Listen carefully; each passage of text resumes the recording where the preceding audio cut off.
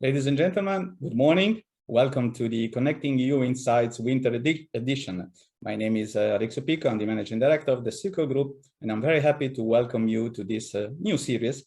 I'm sure that many of you participated already in the first number of series we had already in 2020, when we started to do a number of digital events due to the reasons that you you know quite well. And now we are back again to this digital mode. In principle, we thought to have the winter edition in Brussels with a little bit of mixing physical presence and digital attendance, but at the very end, for safety reasons, was not very suitable, and so we are fully digital. But nevertheless, we have a very, very intense number of events during the next 3 days. The first one, I guess, is on a topic that is quite top in the agenda, in the EU agenda. It's IT, it's interoperability between systems, it's federation of systems. And we have a very nice project to be presented that is at the end of its life cycle, that is a Smart Sea, that was developed in Ancona. And we have a very, very reputable panel today with the Commission, DG Move and DG Taxud, the CINEA, the Agency for Implementing Projects, the Technological Platform for Logistics, and many other high-level speakers representing Port Authority, the Customs in Italy, the Port of Antwerp, very reputable research centers in Europe. So that is, I don't want to spend time in my presentation. I'm going to hand over to the panelists and to the moderator. And of course, in order to have to manage this high-level panelists, we picked a high-level moderator. We have today with us Professor Michael Lind, that is a professor of maritime informatics and also senior strategic research advisor at RISE Research Institute of Sweden. And he's also part-time engagement with Chalmers in Sweden. It serves as an expert, a number of associations and fora, such as the World Economic Fora, the DTLF, Digital Transport Logistics Forum, and UN Safe Act. So I leave you to enjoy this first event dedicated to digitalization and interoperability between IT systems in port and logistics, and I will hand over to Michael. Thanks a lot, and Michael, the floor is yours. Thanks a lot, Alexio, and I am welcoming all of you to this event, and I'm extremely happy to be having the role of moderating this session. Today, as Alexio said, we are going to hear many statements from different parties in association to the Smart Sea project and its final event. We will start with some welcome and openings coming from Giovanni Petrorino from the Central Adriatic Ports Authority. We will also hear from Danilo Bottone, the Italian Customs and Monopolies Agency. Then I will provide some input on maritime informatics as a way to set the scene. And then we will hear from both Lia Portek and from DG Move, and from Sowani Saadoui, DG Taxud, and Marco Marsili from DG Taxud, and also from Patricia Kulesha from CINEA.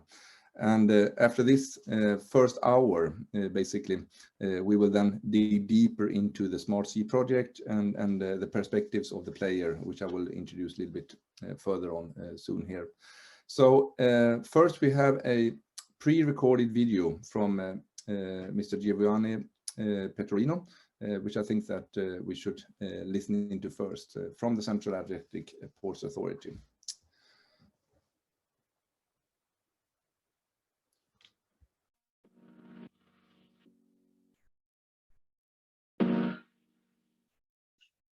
Ladies and gentlemen, distinguished speakers, I would like to thank you for joining this event and apologize for not being online with you today at the presentation of one of our most innovative projects, Smart Sea.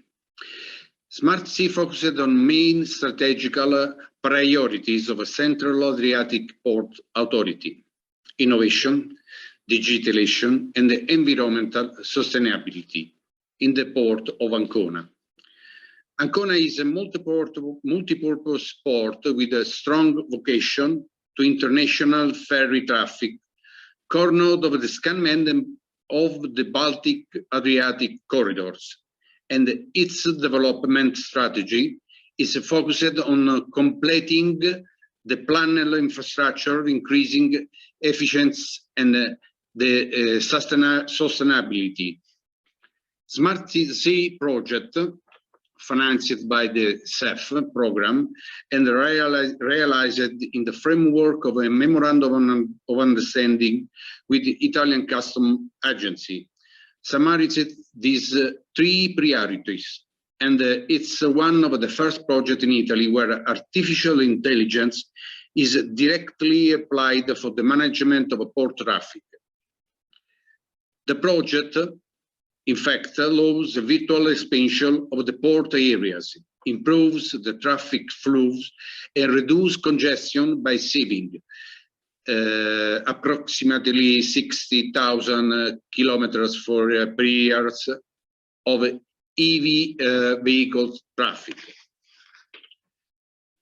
Notwithstanding it starts in the late 2018, this project fits perfectly with the priorities of the EU Green Deal and of the Italian Recovery and the Resilience Plan, as it makes the port of Ancona more connected, more resilient, and above all, a greener port in this framework.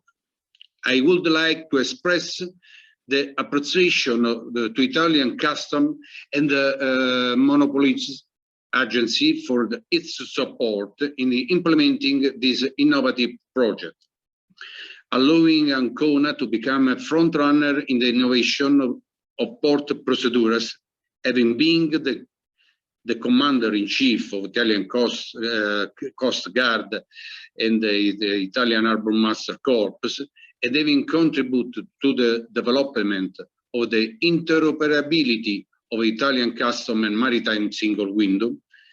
I am aware of the importance of the constant side-by-side cooperation between institutions, of the great expertise inside the Italian Customs and the Monopolies Agency.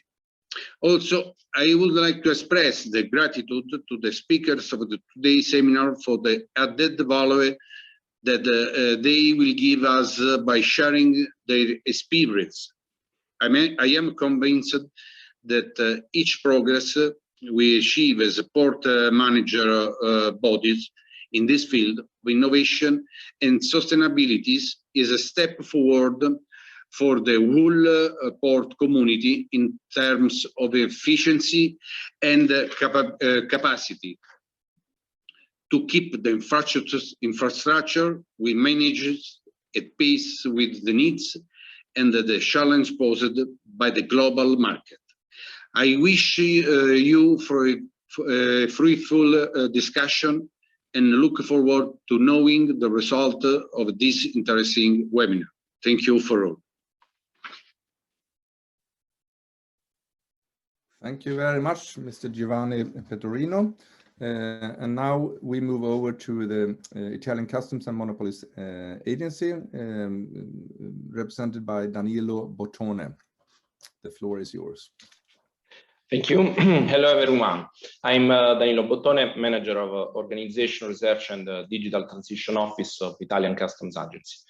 My office, the office directed by me, is responsible, among the others, for the digitalization project of ports.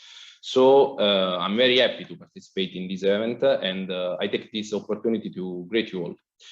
I don't want to steal time from the day's speeches because I think that they are really, really interesting for all of you. So I use only 1 minute to thank someone. First of all, I thank the Central Adriatic Ports Authority because they are a privileged partner of Italian Customs and Monopolies Agency, as the President says before, and together we are very committed to the process of digitalization and automation of the ports of Ancona. I also thank to Circle Group for the organization of the event, but also for all the activity that we carried out in this project and in many others in which we have involved together. So today our project will be presented by Alfredo Volpicelli, that are my colleague and work in my office, and he will show all of you many examples of projects that we are implemented, and in particular focuses on ports of Ancona. I greet you all, and I wish you have a good work. Have a nice day. Thank you. Thanks a lot, Mr. Danilo. Let's move in first then to set the scene a bit here, what this is all about. To emphasize, the ports of the world is something that is extremely important, that they are connected in order to overcome all the situations of supply chain visibility and managing all the disruptions that are occurring. And we know and we see that there's a lot of things happening, for example, at the moment on the west coast of the US, with I think it's up now to hundreds of ships that are waiting outside to unload the containers. We do have situations occurring in Asia, etc.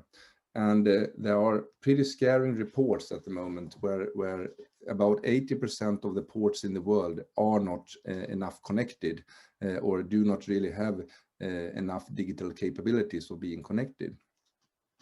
We launched a group headed by or co-headed by myself and a couple of others, a group that was focusing upon the possibility to digitalize. Oh, can you please move backwards on the slide?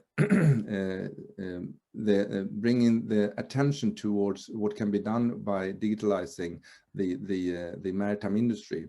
And as we know, the maritime industry is highly self-organized, which means that we need to embark in means that is not driven by hierarchy, rather on collaboration.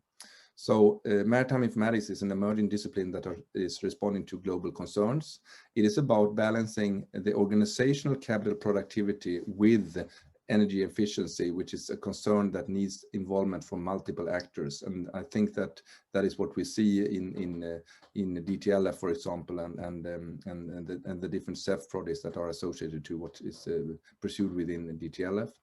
It responds to both organizational, but to global and to humanitarian concerns. I used to say that there are 8,000 to 10,000 people actually dying from starvation every day, and just due to the fact, and some of those would of course be associated to that the transports do not arrive in time.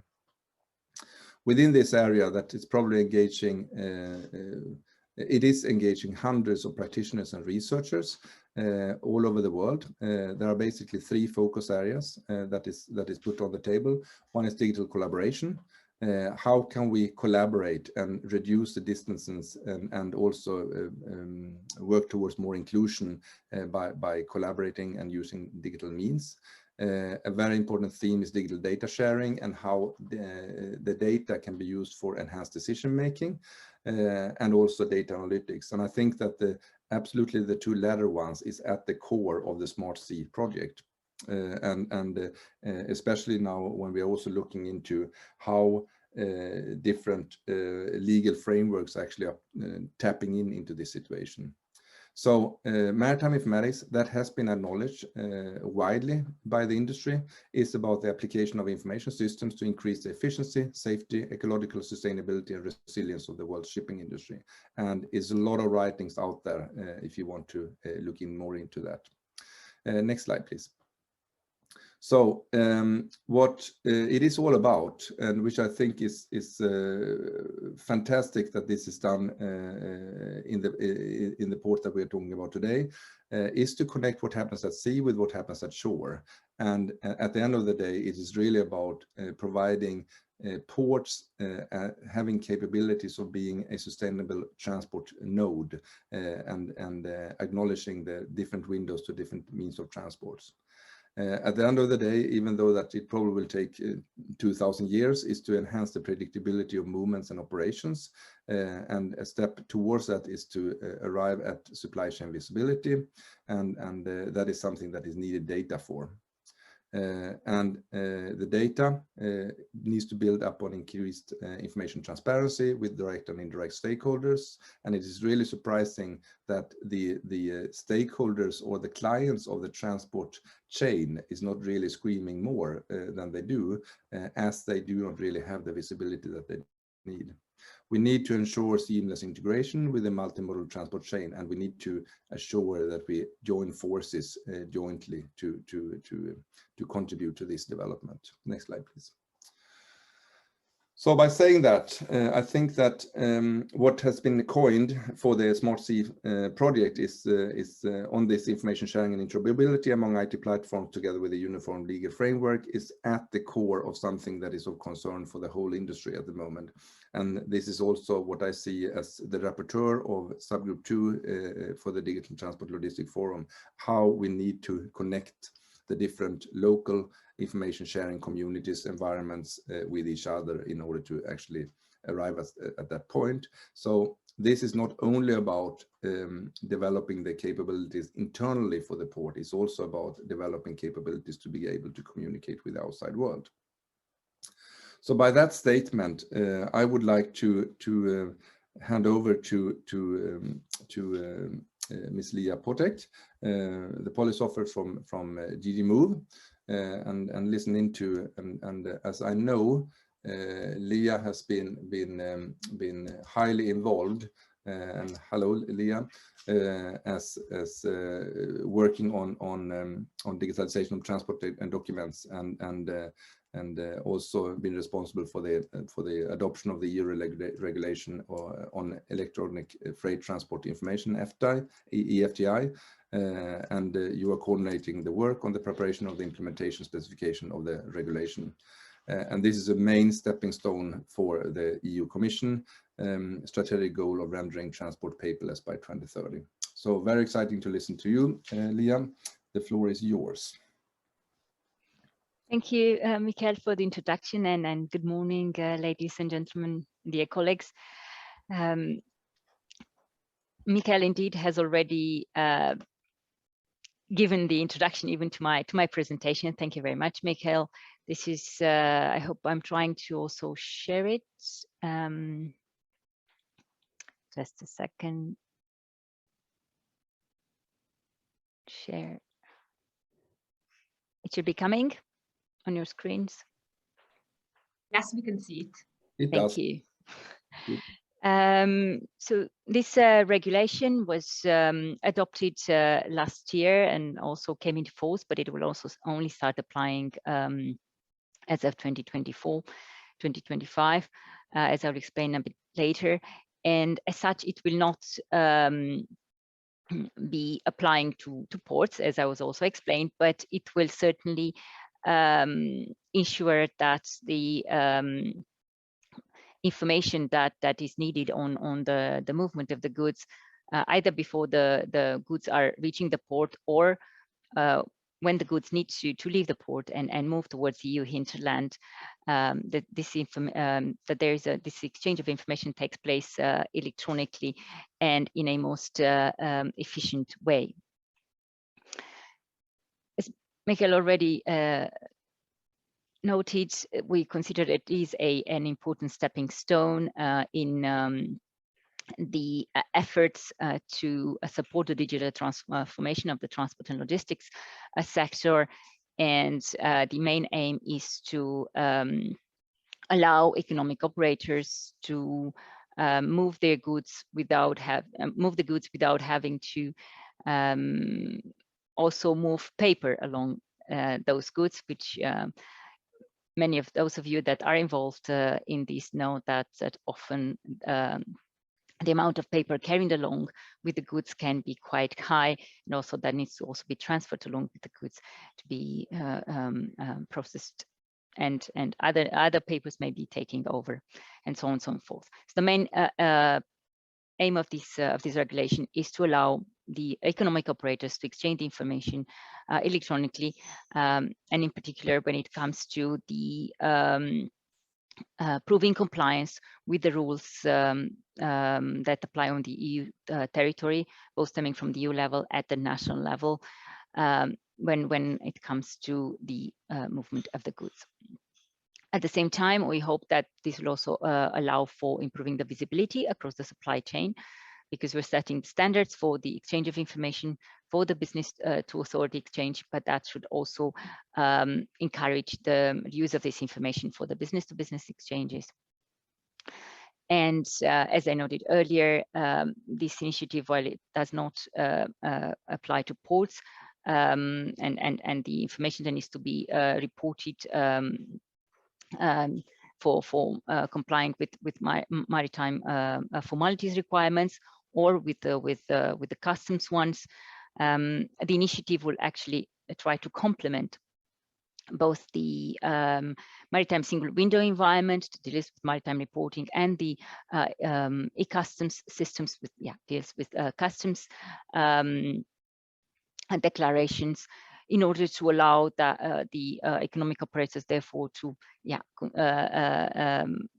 do all compliance with the applicable EU legislation, both when crossing the border, but also when transporting the goods within the EU hinterland in an electronic way. It is also part, as I noted, of the larger efforts to promote the digitalisation in the transport and logistics, but also more generally to make transport more sustainable, as well as smart and resilient. And these are also the goals set in the EU strategy for sustainable and smart mobility, which was adopted by the European Commission at the end of 2020, which sets a number of flagship initiatives, as well as milestones to be reached by 2030 and by 2050, where the FTI regulation contributes to the goal of rendering transport paperless. But as you can see, there are many other goals and milestones that will together should render transport not only smarter, but also sustainable and more resilient. What are the key elements of the FTI regulation? The regulation primarily establishes obligations for all the competent authorities in all the EU member states to accept information that is presented to them electronically by the economic operators when they need to prove compliance with the rules that apply to the transport of the goods on the EU territory. These rules, as also mentioned earlier, they stem from the EU as well as the national legislation, and they cover the transport of goods on road, rail, inland waterways, as well as by air. It does not cover maritime, as I also noted earlier. It's also important to note that it concerns the information on the movement of the goods, but not information on the how the vehicles or the operators of these vehicles, the pilots, the drivers, comply with other EU transport rules. That is, with rules on vehicle registrations or vehicle certificates of all sorts. The same with the drivers or pilots' licenses. So this is, at least for the time being, this is out of the scope of the FTI regulation. But it does cover the information on the movement of the goods, as mostly contained in the transport documents. It's also, however, leaves an option for the economic operators to use the electronic means, meaning that if they still want to use paper, they could still use paper. But if they want to use the electronic means, then they would need to use means that are compliant with the requirements in the FTI regulation. And to make it very simple, that means that they would need to use platforms that are certified to comply with the requirements set in the regulation, or to use the services of IT service providers that are also certified to comply with the requirements set in the regulation. These requirements, both for the FT platforms as well as for the service providers, are meant to apply commonly to all the platforms and service providers, and they are currently being detailed in terms of implementation specifications that we are now working on. And then the certification will need to be given for compliance with these rules and technical implementation specifications. Certification that would need to be acquired only once from one certification body that is accredited in one of the member states in order to be recognized all over the EU. Very briefly, what we intend to do with the FT regulation is to allow the economic operators to keep the data in FT platforms of their choice. So there should be no one single platform, but we expect to be several of these platforms that also can communicate between themselves and can allow the operators to exchange the information electronically between themselves, so in the private sector. It is not a centralized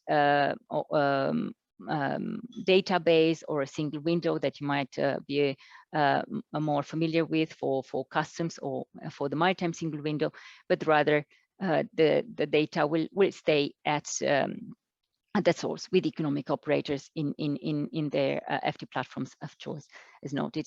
And this information, however, needs to be accompanied by what we call a unique identification link. It's a unique identifier, not only of the information, but also of the FT platform where it can be found, so that it can allow all the different actors in the chain to find the information and also to add data or edit data depending on their rights and needs when the goods are being transferred between the different actors in the chain. When it's required for inspection, the operators would be required only to present to the authorities this unique identification link, which here is represented as a QR code.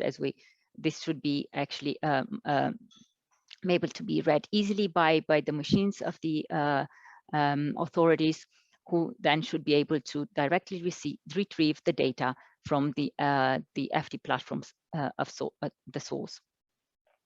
What is important to note is that what the regulation tries to ensure is that the inspection officers should not be able to read any data that is on that FT platform, but only data that they are empowered to check in order to apply the legislation that they are responsible to enforce. So just to take an example, if we have a road inspection police, when they stop a certain transport to try to check and inspect what are the goods and if the information provided corresponds to the goods that they are being carried, they should not be able to see data on the transport on other goods that are being transported, for example, by the same company that is also transporting these goods on the roads, goods that maybe have been transported in other transport operations unrelated to the current one, or on other means of transport. So they should be only seeing the information corresponding to the goods that are being transported by the vehicle that they are inspecting. The regulation does not cover the transport documents as such, though it does cover what I said, the information that is contained in these transport documents.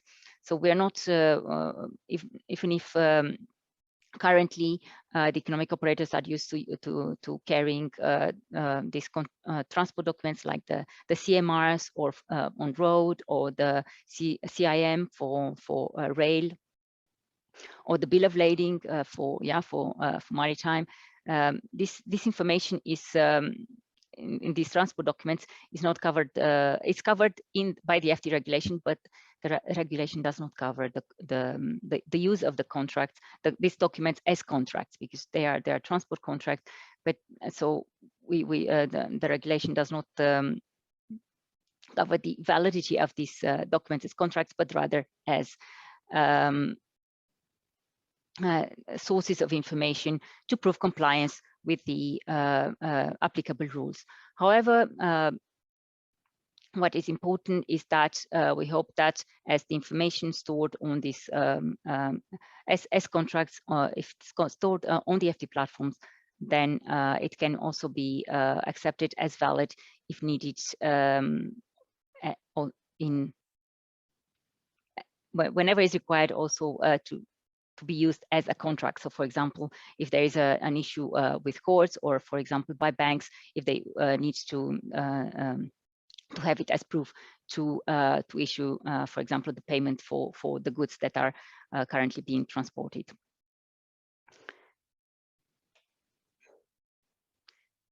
The very briefly, this just highlights the fact that the FT regulation, what I noticed, covers only the transport of the goods within the European Union and their compliance with the applicable rules within the territory, but it does not cover the requirements for information to be provided to customs and to maritime single window. However, what we are trying to ensure is there is interoperability at the data level, so that the data that is stored on the FT platforms can easily be reused to be also transmitted to the custom systems and to the maritime single window to prove, to provide the declarations required for these systems. But as such, the FT regulation does not cover the information requirements for those systems. Now, the application timeline for the regulation is what I mentioned, up to 2024, when most of the provisions of the regulation will come into force, primarily when it comes to the FT platforms, and the service providers would be able to start being certified as of that date. However, the obligation of the authorities to accept the data electronically will only start in August 2025. Currently, as Michael also mentioned, we are working towards the definition of the implementation specifications for the regulation, namely the common rules for the systems to be used by the authorities to access the data on the FT platforms, as well as the technical implementation specifications for these FT platforms, as well as the more detailed requirements for the FT service providers. And we're doing that with a large number of experts in the framework of the DTLF expert group, the Digital Transport and Logistics Forum, a group that is managed by the European Commission, and where a very large number of experts from within the EU, but also international, are taking part and helping us to move forward the process of the digitalization, but also in this specific context, the implementation specifications for the FT regulation, because we are envisaging that the FT platforms will not be just what I noted, be used for the exchange of information with the authorities, but also for businesses to business exchanges, and therefore should fit in the wider business to business information exchange environment that is slowly being set up. There is also a important dimension of cooperation with another work being carried out within the Digital Transport and Logistics Forum, the work on the federated network of platforms, which is covering a wider scope of exchange of information that is virtually the entire business-to-business exchange of information in transport and logistics to facilitate the processes. And we are trying to make sure that whatever specifications will be set in the FT regulation for the FT platforms, but also for the access by the authorities of this information, is aligned as much as possible with the way of thinking and in this other subgroup of the DTLF that works on this wider business-to-business exchange environment. And this reaches the end of my presentation with some highlights of the expected benefits, which are mostly focusing on what will be stemming from administrative cost savings. That is the costs that operators are now incurring with due to the needs to use paper documents, including the time that they need to spend on them.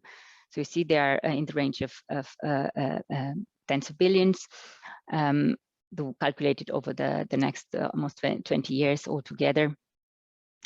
But there might also be benefits in terms of emission savings, as well as for the authorities. We expect that a better and more efficient inspections can take place. The costs, as you can see, they're there as well, but they would be in principle also quite well compensated by the benefits. And this is just a slide with a few links if anybody is interested in more information. Thank you everyone. Thank you, Mikael. And thanks a million, Leah. And I think that you gave a very good overview of the upcoming things that we need to take into consideration when it comes to FT. Let's see where this brings us throughout today's session. Now we have Mr.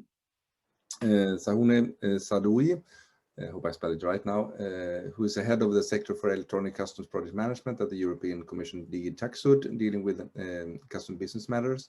And you have you both look into policy and technology roles in the area of supply chain digitalization, and also have a good connectivity to the EU single window, which also Leah mentioned here. So I think that's very good. And you will be accompanied by Marco Marsili, who's also coming from DG TAXUD, being a policy officer dealing with customs business and single window matters. So both of you very much welcome, and looking forward to hear from you on this matter as well. So somebody is sharing the screen, right? Marco? Yes, indeed. My colleague Marco is sharing the slides. And good morning, everyone. Good morning, colleagues. Thank you, Mikael. And thanks to the organizers for giving us the opportunity to share our thoughts in the context of this very interesting Connecting EU Insights conference and the work we are doing. So my name is Sahune Sadoui, indeed from TAXUD, dealing with electronic customs, and in particular focusing on trade facilitation initiatives. Our, let's say, most prominent initiative from the team is on the customs single window, but we are also looking and working with the colleagues from DG Move on the maritime single window, and as well working closely with the team of Leah, who was the previous speaker, on the electronic freight transport information system. So my colleague Marco Marsili will introduce himself and do the second part of the presentation. What I would like to convey to you in this first slide is indeed there is out there quite some complexity in terms of supply chain, and in particular the digitalization and the acceleration of digitalization that we have seen in the last years, and now even more acute with the COVID pandemic, shows a need to go in an organized manner and in a very close cooperative manner between different policy domains. So from DG TAXUD, we are working very closely with our colleagues from DG Move on their transport-related initiatives, be it the maritime single window, the FT initiative.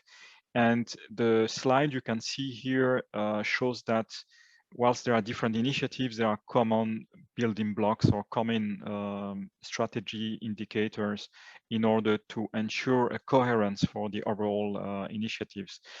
First of all, you can see it from the names, be it on the single window custom side or maritime side. We use the term environment. So this acknowledges that the objective is not to build a new mega system or monolithic system, but really to fit into the existing systems. And in order to best fit, the common approach is to focus on data harmonization, which is key. So from TAXUD, we are users and contributors to the World Customs Organization data model. We have in the EU Customs data model, which is aligned with it. And it is a very important element and one of the building blocks in order to ensure digitalization. We also have in the customs domain a database of economic operators at the EU level, the EORI database, which is a pillar for the customs single window, but also going to be used by the maritime single window to identify those economic operators that deal not only with customs, but also with transport authorities. So whilst the customs single window, as shown in the next slide, is dealing with a number of formalities which are close to the customs clearance, so import, export, transit. The maritime single window deals more with entry and exit formalities, but there are convergences between the two. There are similar building blocks, notably for the identification of economic operator. In terms also of formalities, some could be used or sent by economic operators at the level of the maritime single window and then reused later on in the customs single window.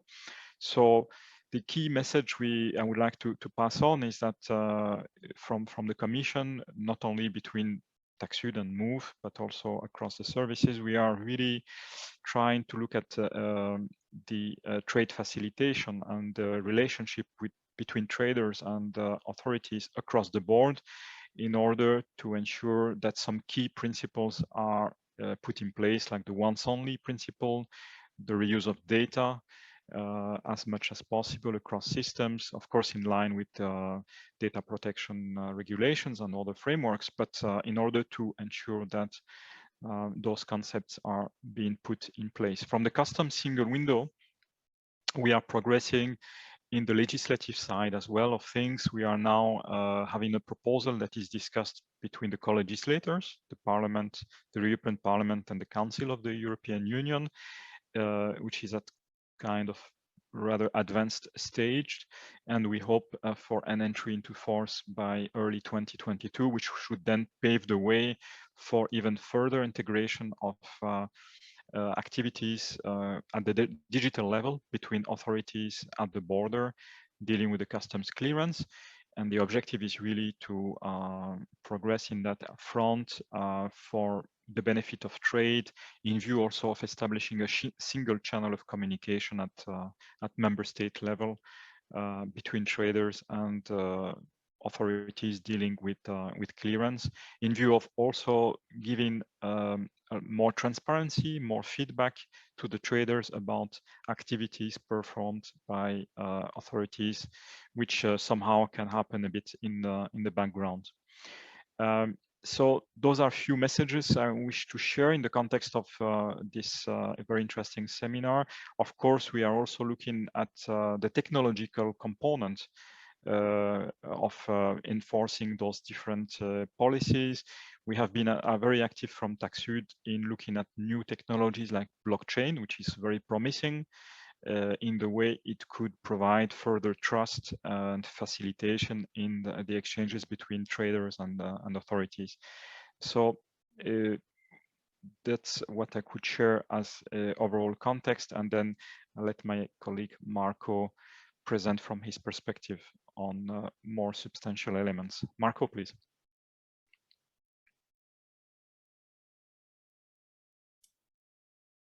Yes, good morning to all the participants. It's a pleasure to be here and explaining you more in details the synergy between DigiTaxud, DigiMove inside the Maritime Single Window. I am the business manager for the customs aspects connected to the European Maritime Single Window environment.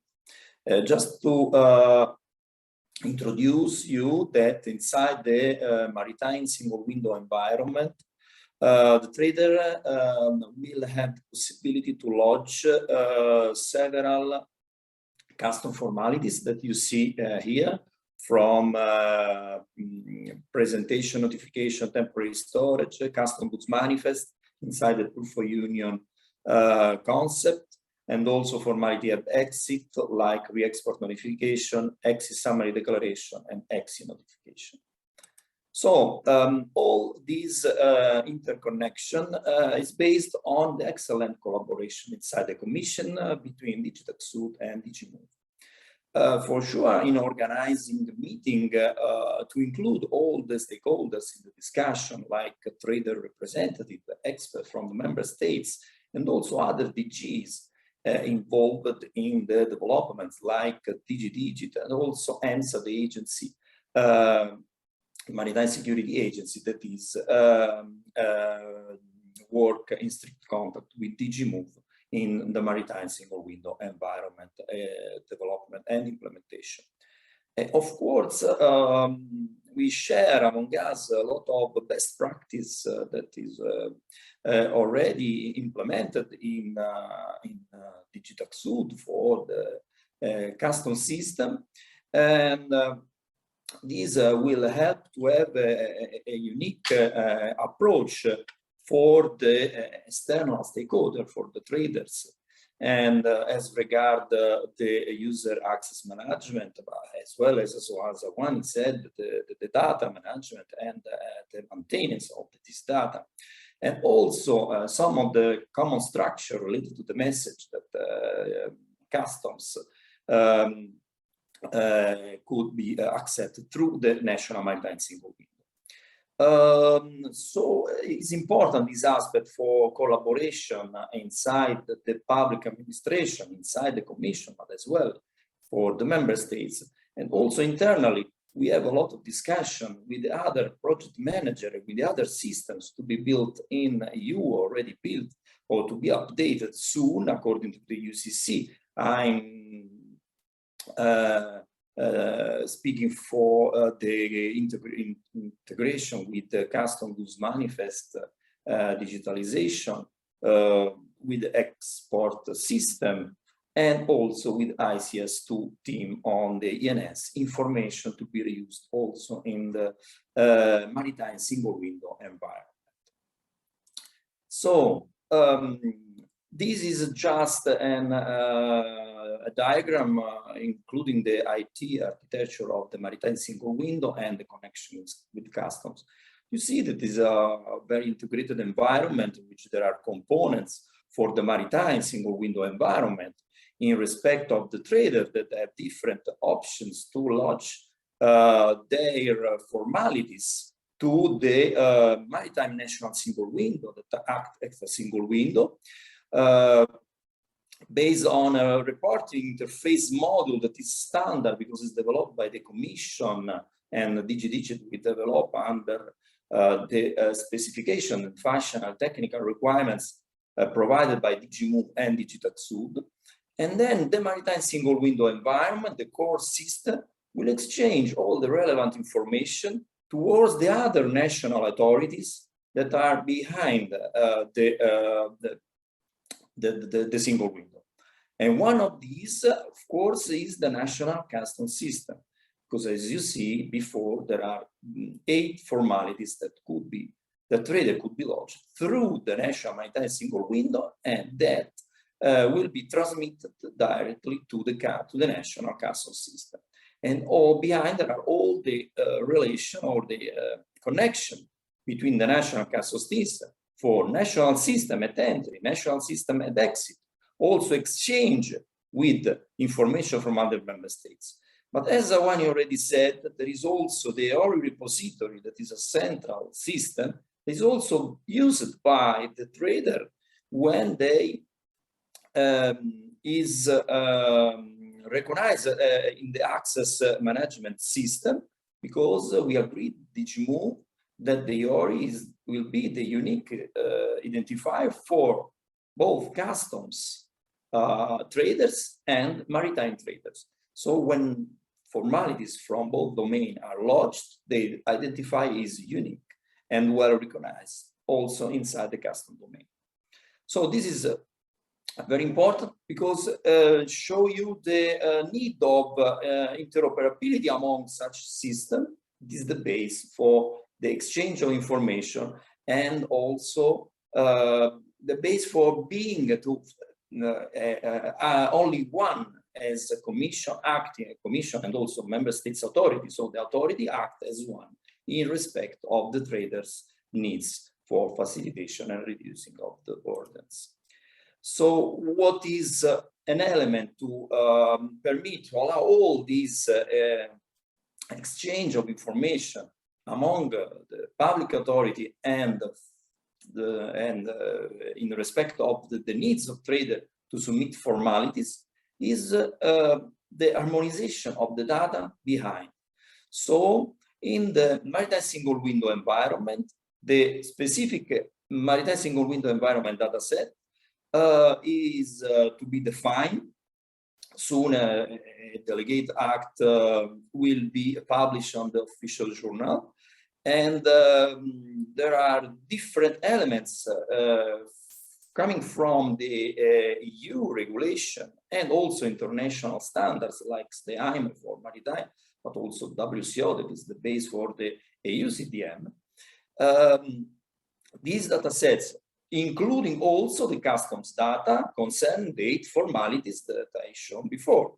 And this is aligned, and should be always aligned to the latest version of the UCC Annex B, that is the EU CDM, EU Custom Data Model. So this alignment will grant the possibility to exchange the information among the national customs system and the national maritime single window. And also, to complete the picture, the dataset will include also national requirements deriving from the national legislation that is called Part C, just to permit all the member states to collect from the trader and through the national maritime single window all the information required for the authority to finalize the process of the entry and exit. These include also data for statistical purposes, data for national customs requirement and national maritime requirements. So what is the key message that I will pass to you in this presentation is that the full alignment on data is the foundation for interoperability. And interoperability among different domain, different public administration at the national level, at the EU level, we grant the reducing of traders' burdens and permit this to act as one in respect of the new world in which the exchange of information will be digital from the start to the beginning, to the end of the process, in exchange information, in moving the goods, and permit the authorities to accomplish their role in controlling with less impact for trader whenever possible. And that's all from my side. Thanks for your attention. And I leave the floor to the microphone. Thanks a lot, Marco and Zawani. And I think it's great that we get this input from both these moving big things, so to say, at the moment with both e-FTI and also the reporting formalities. I'm very happy to see that is on board here.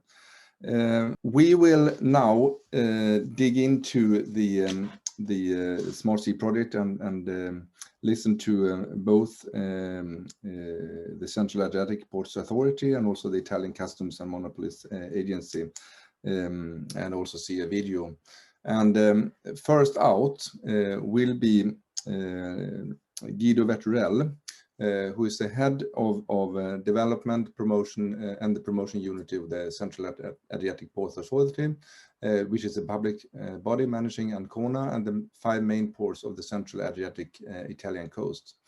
In his position, he's in charge of the coordination and implementation of the ICT development initiatives of the Port Authority, which particularly reference to customs procedures, port community systems, systems interoperability, and also the implementation of the Port Virtual Museum and the management of the specific tools for passenger cruises and tourists. Guido has been working in the port sector since 2008 and has also more than 10 years experience in the management of EU co-finance projects. And I think that it's going to be, it must be at the core of making such achievements where you see the connectivity between digitalization on one hand and the data analytics, and on the other hand, that it's actually making some difference in the practice of port operations. So please welcome Guido to the floor. Thank you, Michael, and good morning to everybody. Thank you for this opportunity to present our project. And I go to the screen share, and that's it. Okay, so it's a really important moment for us, for the Central Adriatic Ports Authority, because this month we will conclude this project, and thank you, Patricia, for the words you spent for our work. That was very important for us. And of course, okay, so it's working.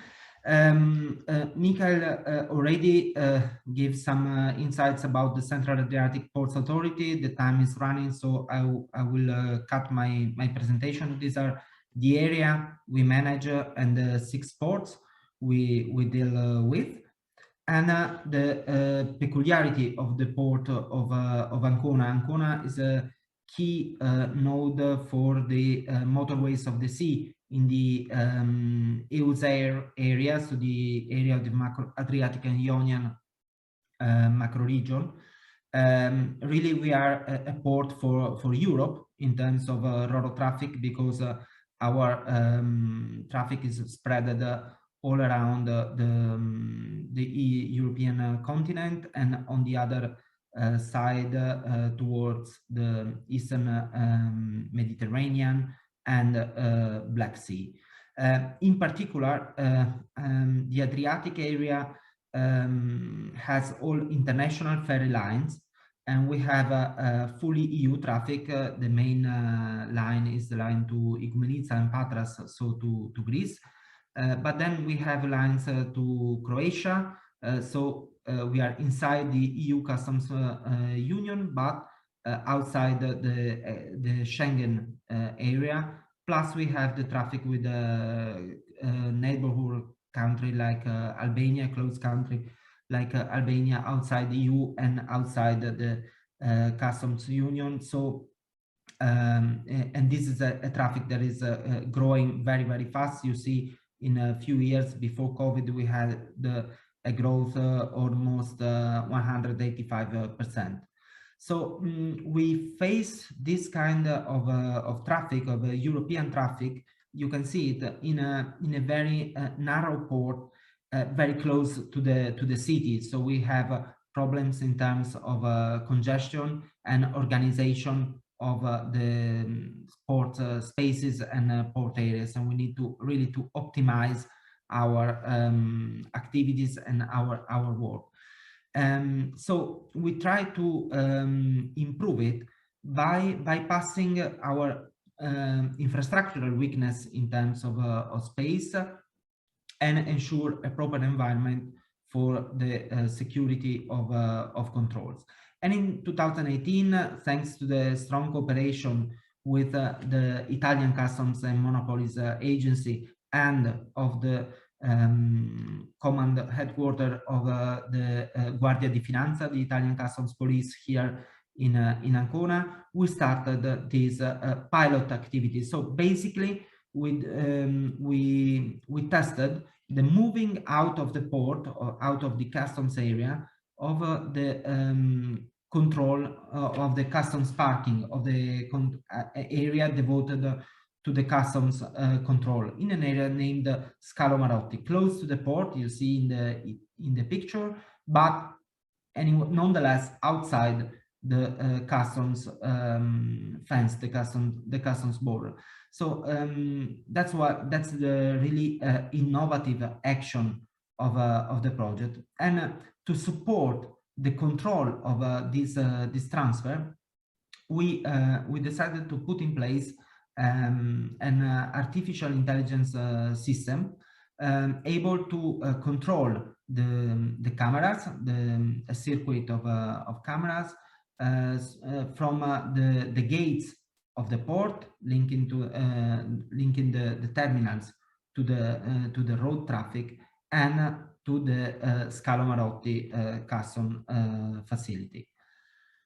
So what is the basic? The basic of this project is first to find out a proper technology, and thanks to this to Mr. Nicola Pacucci, manager of Hyperion. He's attending the seminar between the participants because Hyperion was the only one software house able to develop such kind of technologies. We had in 2018 a national tender call, open call for software houses and to find the proper AI product to support this testing, and they were the only one able to propose a system ready to go. So we started from there to apply and adapt this system. But the second step, of course, is what we heard in the previous presentation, and I really thank you the colleagues from DG Move and DG Taxud, because they gave us already the basic words behind this project. There are common requirements, data harmonization, and data alignment. Really, also from the field where the Port Authority is operating every day. These were the three cornerstones to be able to develop this project. And of course, cooperation. The main cooperation was with the Italian Customs Agency and Customs and Monopolies Agency. We had the first institutional agreement for the digitalization of the procedures of the Port of Ancona in 2019. And then it was strengthened on request of the Italian Customs and Monopolies Agency with the MOU, established a technical working group between the two public bodies in the October 2020. So notwithstanding the COVID, we proceeded with the project. We had to ask to CINEA for expanding for one more year the testing because of the impact, of course, of the COVID.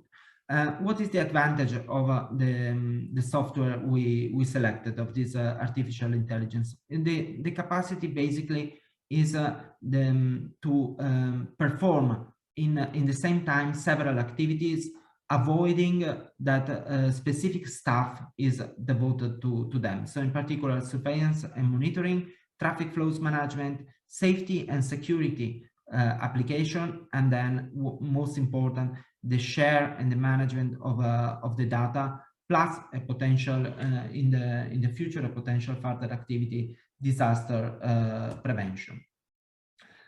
So I want to focus in particular, so of course, on the management and sharing of the data, because to develop such a project, we had to deal with several stakeholders, not only the customs, not only, and it was recalled before by Patricia, the harbor master with the port management information system, so the national single window, but above all, also maritime agents that provide information about the vehicles arriving and leaving on board the ferries, and the freight forwarders, customs and freight forwarders that have the specific information about the vehicles that must perform customs operation. So we start from different actors having specific information, and the system has the role to merge those information and give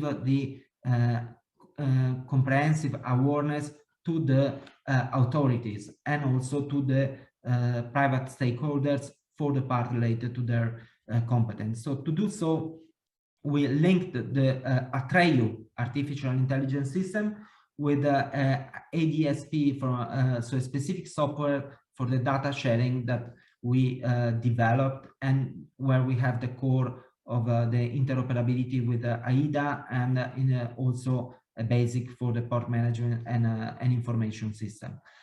So you see here the different actors that are called together to work to bring the proper information. What is doing the artificial intelligence? How we track and trace the vehicle flows? Basically, we have all the gates of the port equipped with specific cameras that are able to track the vehicles with the plates and follow them along the path that bring to the customs area in Scalo Marotti, or vice versa from Scalo Marotti to the boarding area. And we will see in a video that will be launched in a few minutes. What is the current status of the project? Actually, we have finished the development and testing. So we have all the gates fully equipped. We already have purchased all the equipment also for the tracking and traces along the virtual tunnel.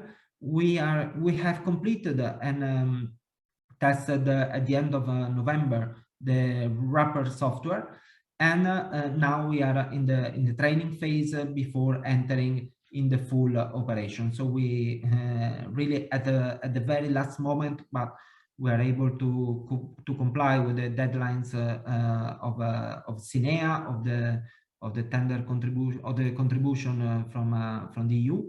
And before presenting the video of the project, I want again to thank you, the Italian Customs Agency, and in particular Alfredo, that will make the presentation after me, but also the whole port community of Ancona for their support, and Guardia di Finanza of Ancona, Patricia and Circle, who supported us during the project. So please, if you can launch the video, and of course I'm available for further information in case. Thank you.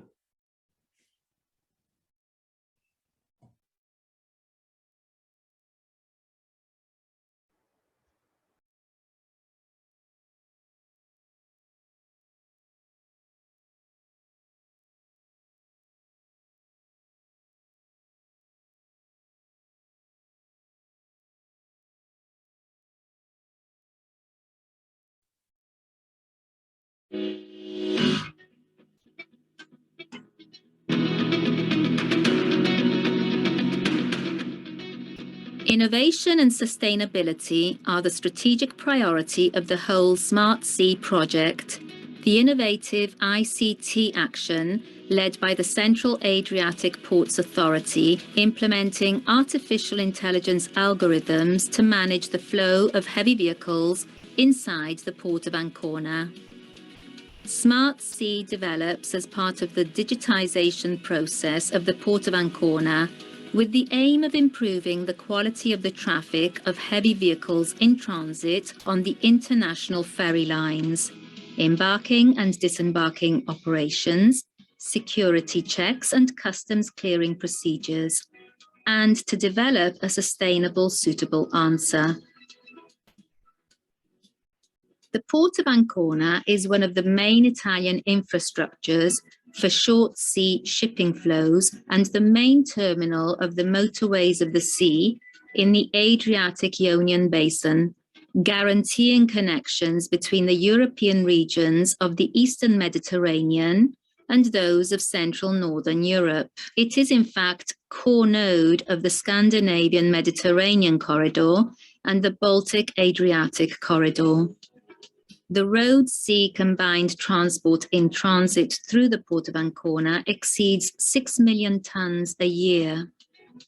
The international logistic hub role confronts with a limited extension of the port areas since it's located in proximity of the city centre. This situation has made essential the search for innovative solutions to maximise land use, make customs services and the necessary controls more efficient, thus improving the competitiveness of the port and the efficiency of its logistics chain, and increase environmental sustainability. The Smart Sea project allows a virtual extension of the area of the port of Ancona, thanks to artificial intelligence technology, creating a virtual tunnel that links the Scalo Marotti, outside the customs perimeter, with the ferry terminal. The AI solutions guarantee the safe transfer of goods thanks to the interoperability between transport and customs data. In addition, it permits the control within the customs areas without interfering with the flow of the vehicles.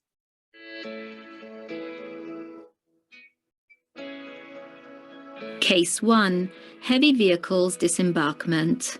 The vehicles that disembark from the ferries and need to undergo the customs operations are directly sent to Scalo Marotti, located outside the port customs perimeter, to undergo the required inspections. Thanks to a series of cameras directly connected to an artificial intelligence system, it is possible to automatically control the flow of the vehicles, creating an out-and-out virtual tunnel.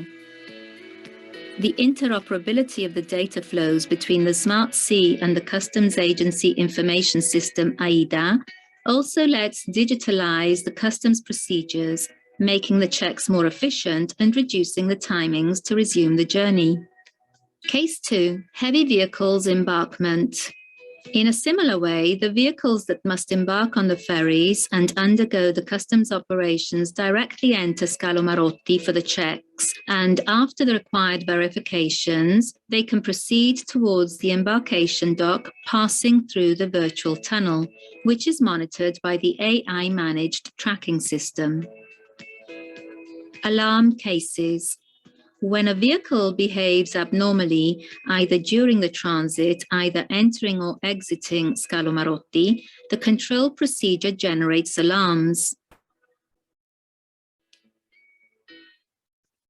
The main advantages of the Smart Sea project are a better approach to environmental sustainability, thanks to reduction of the kilometers traveled by the vehicles inside the port, estimated in 60,000 kilometers per year. Displacement of the vehicle flow from the precious monumental area of Old Port of Ancona, reduction of the traffic congestion of maneuvering vehicles inside the port, and of the relational pollution. The interoperability between transport and customs data, increasing security and speed of the control procedures. Positive effects for logistic operators, thanks to the creation of an efficient operative context. To reach these objectives in July 2019, the Central Adriatic Ports Authority and the Italian Customs and Monopolies Agency signed a memorandum of understanding to cooperate for the digitalisation of the customs procedures in the port of Ancona. The Smart Sea project, which is the main activity of this initiative, is the very first Italian case of interoperability between an AI software and the AIDA system, Customs and Monopolies Agency software, in compliance with the new security and certification standards defined by AGID. The Smart Sea Scalo Marotti Virtual Corridor project is co-funded by the European Commission's Connecting Europe Facility programme.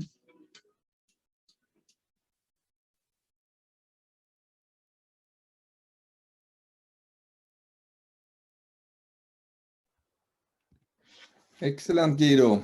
Thanks a lot. And I think this video provided us a lot of insights of something that is actually very much needed when we start digitalizing in different ways, and not just focusing upon which has been a strong effort for a long time, just focusing on the window to the sea from the port's point of view. And I think this is fantastic that you have done this and made such achievements.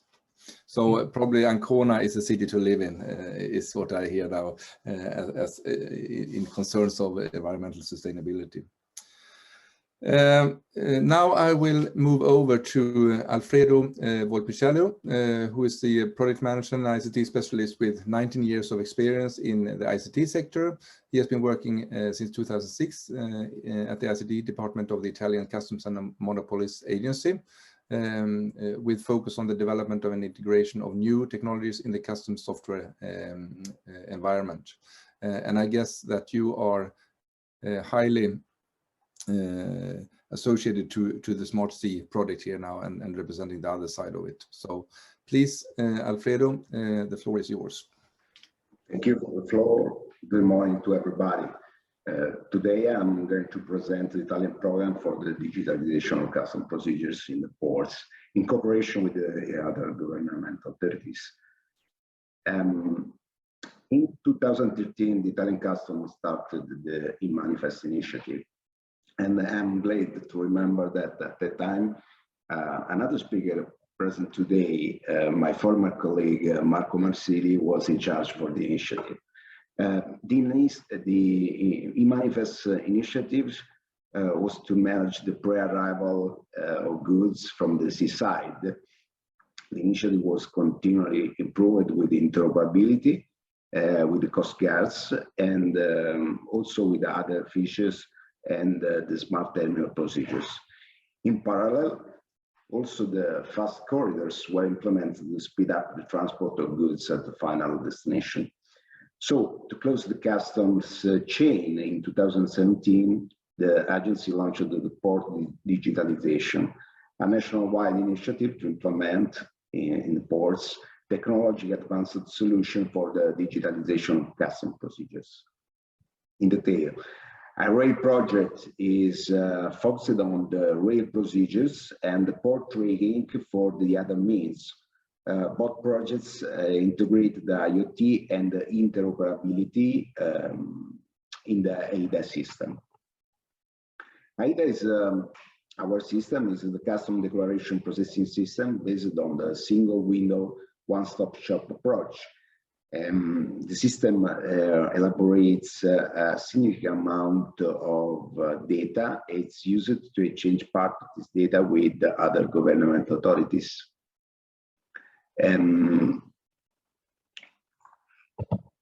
Okay. So the IoT is for us important to integrate the processes, and the interoperability is the solution for the exchange of data. In this way, we can manage technical specifications like security, for instance, security from the ICT point of view. We can create standard web services that can be reused in our ports. And finally, we can also define services level agreements to provide a reliable system.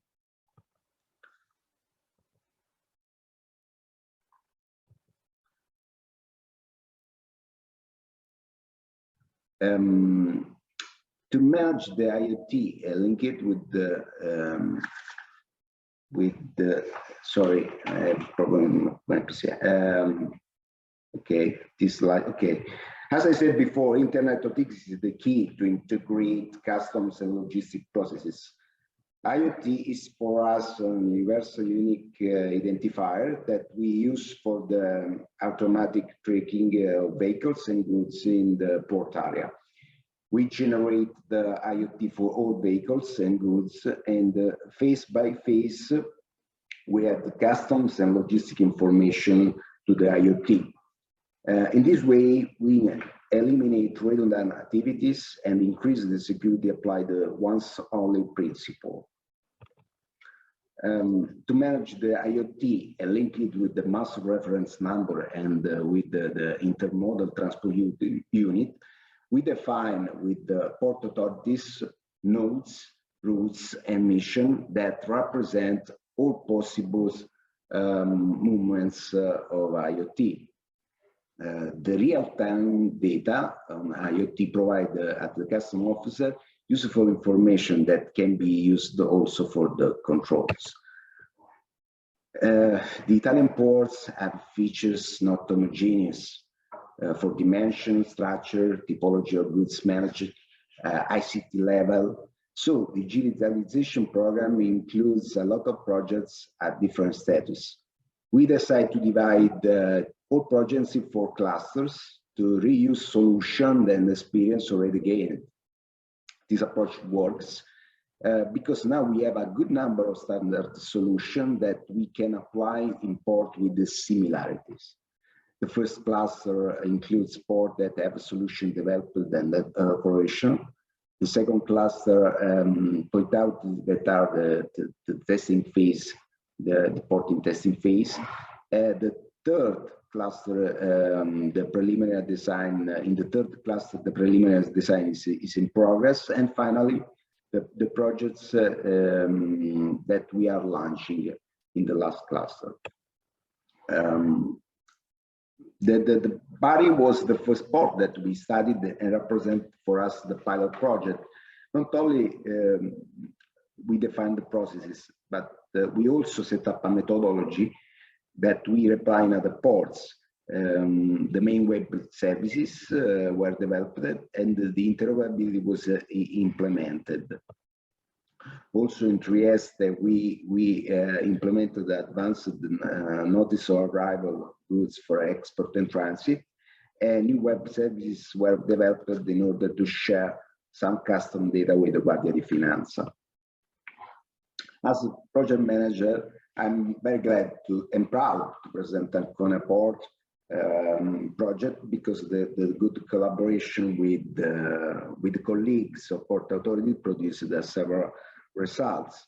The first phase is completed and ready for the operational procedures and of entry and exit of gates, as Guido said before, for the embarkation, disembarkation, for the payments and tracking of goods in the port area.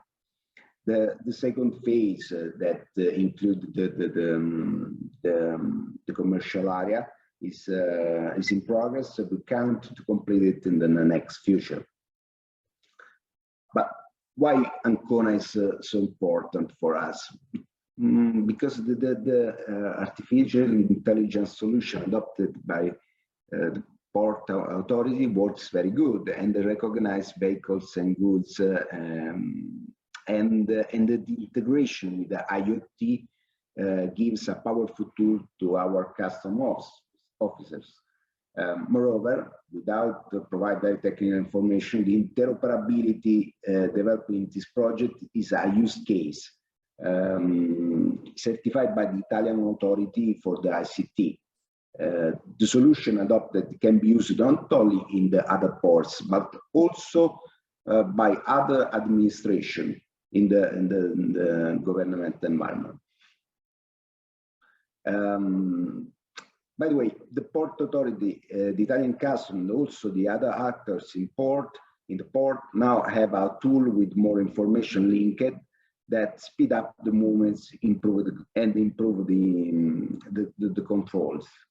In the slides, for instance, it's possible to see an example of port tracking and the data included in our software.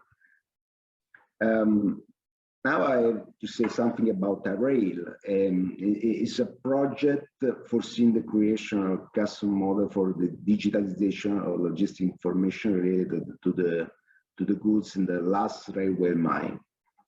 In this project, the agency cooperated with the port system authorities and a lot of other actors, MTO, terminals, railway infrastructure manager, and so on. is co-financed by the Connect Europe facility, Transport EU, and was created to promote rail freight transport in Europe through the digitalization process and the implementation of technical specification for interoperability applied to the telematics application for freight. The main objective is to improve interoperability in the exchange of information in the European rail freight services. And also in this case, the interoperability is the core of the experience of Italian customs and represent the key success factor. But we are also thinking to apply the artificial intelligence technology in all environments where it's possible. For instance, in all situations that a code can be read by the AI, we are ready to use it in our systems. So the last slide showing the project that my office is managing at the moment. It's a big challenge, we know, but we are confident that the modular approach, the engineering and the integration processes using the IoT, the experience on the interoperability, and also the adoption of new technology like artificial intelligence are crucial to complete all projects and obtain the most important result of the problem,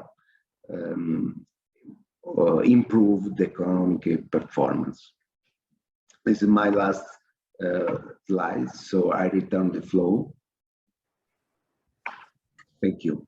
Thank you very much, Alfredo. And I think these achievements are fantastic. And what we plan now is to give some perspectives from the players or from the world, so to say. And for that purpose, we have 3 invited speakers.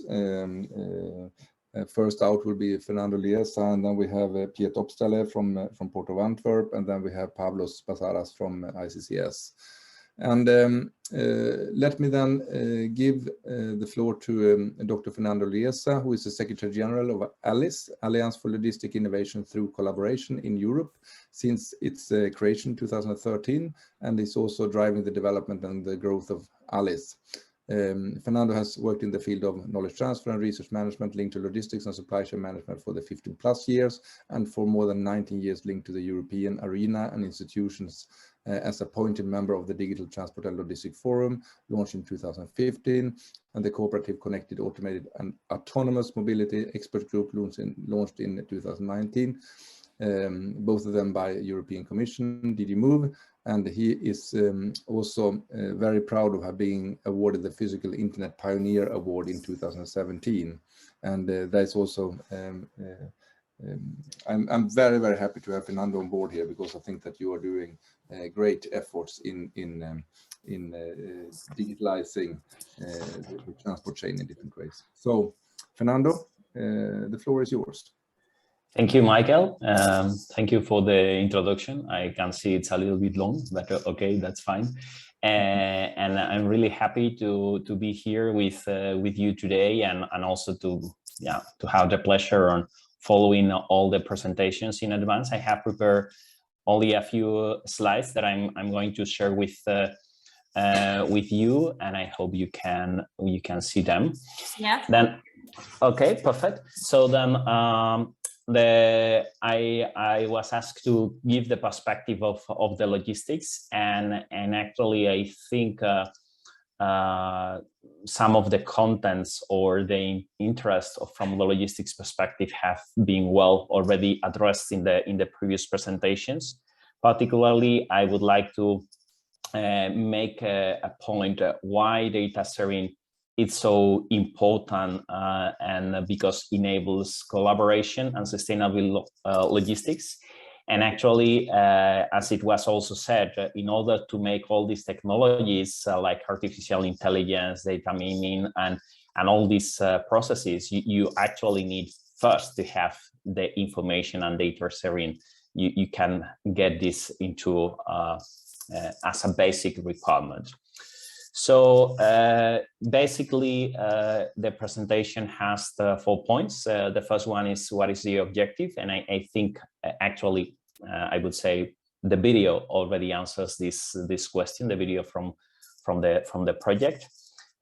Go more in detail why collaboration is key, and it's collaboration in the form on defining ways for harmonizing and data sharing and interoperability, because this can make the collaboration easier, so then we get the value without getting a lot of transition costs. So that's normally, or sometimes happens, that collaborating is good, but only to get a collaboration running, you need a lot of transition cost, and this does not work. And actually digitalization, and if we address this interoperability also, as in the Digital Transport and Logistics Forum mentioned, then we can create easy opportunities for collaboration. And then the fourth one is the benefits that are high or huge. The more harmonized the data sharing, or the more we can easily collaborate and share information with those ones we want to work with, the more advantages we will have, and the best will be the value out of all these technologies like artificial intelligence. So then, in terms of why, and here it's actually in Alice we developed a roadmap towards zero emission logistics, because actually this is one of the main challenges for logistics, and in Alice we have representatives of all types of stakeholders, and actually this is one of the main challenges, how we really achieve the carbonization of our supply chains, and more important, how we can do this in an affordable way.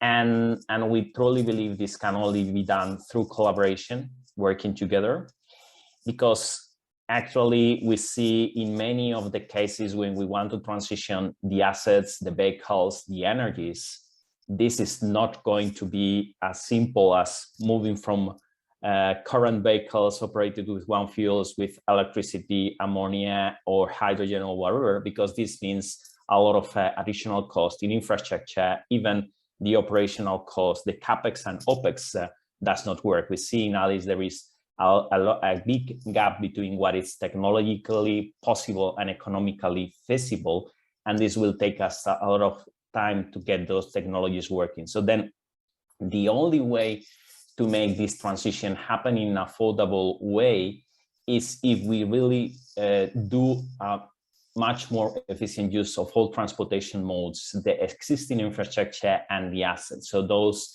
efficiency potential gains will pay off the transition, and we need that in order to make it affordable. Actually, sustainability can only be reached through collaboration. We see a lot of collaboration, even if companies, they don't collaborate in shipping, maritime, a lot of containers in the same ships, but we don't see this happening everywhere. And we have seen all these nuances in the different terminals, how we can get the different pieces in ports, for example, working together.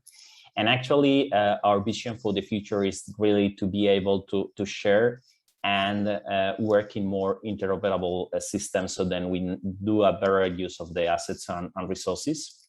Unfortunately, when we plan our logistics and supply chains, we look into our own way, and then not even the biggest companies that we have in our portfolio of members can do this for all their supply chains. Maybe some of them can do very big ones, but not in all the supply chains. So that's why we need to create frameworks for collaboration.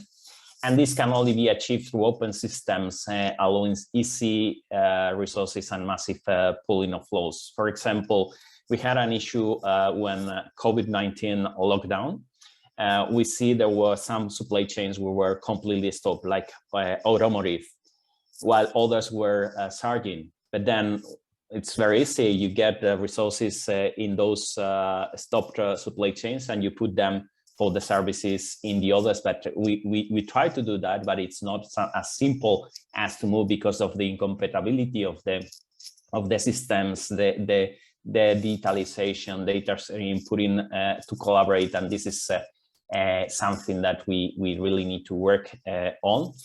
And for that, digital and physical interconnectivity is key, and both are really the core elements for the physical internet concept that should be enabling collaboration and sharing at minimal or zero setup costs. For example, these cases in the port of Ancona are very good, very nice.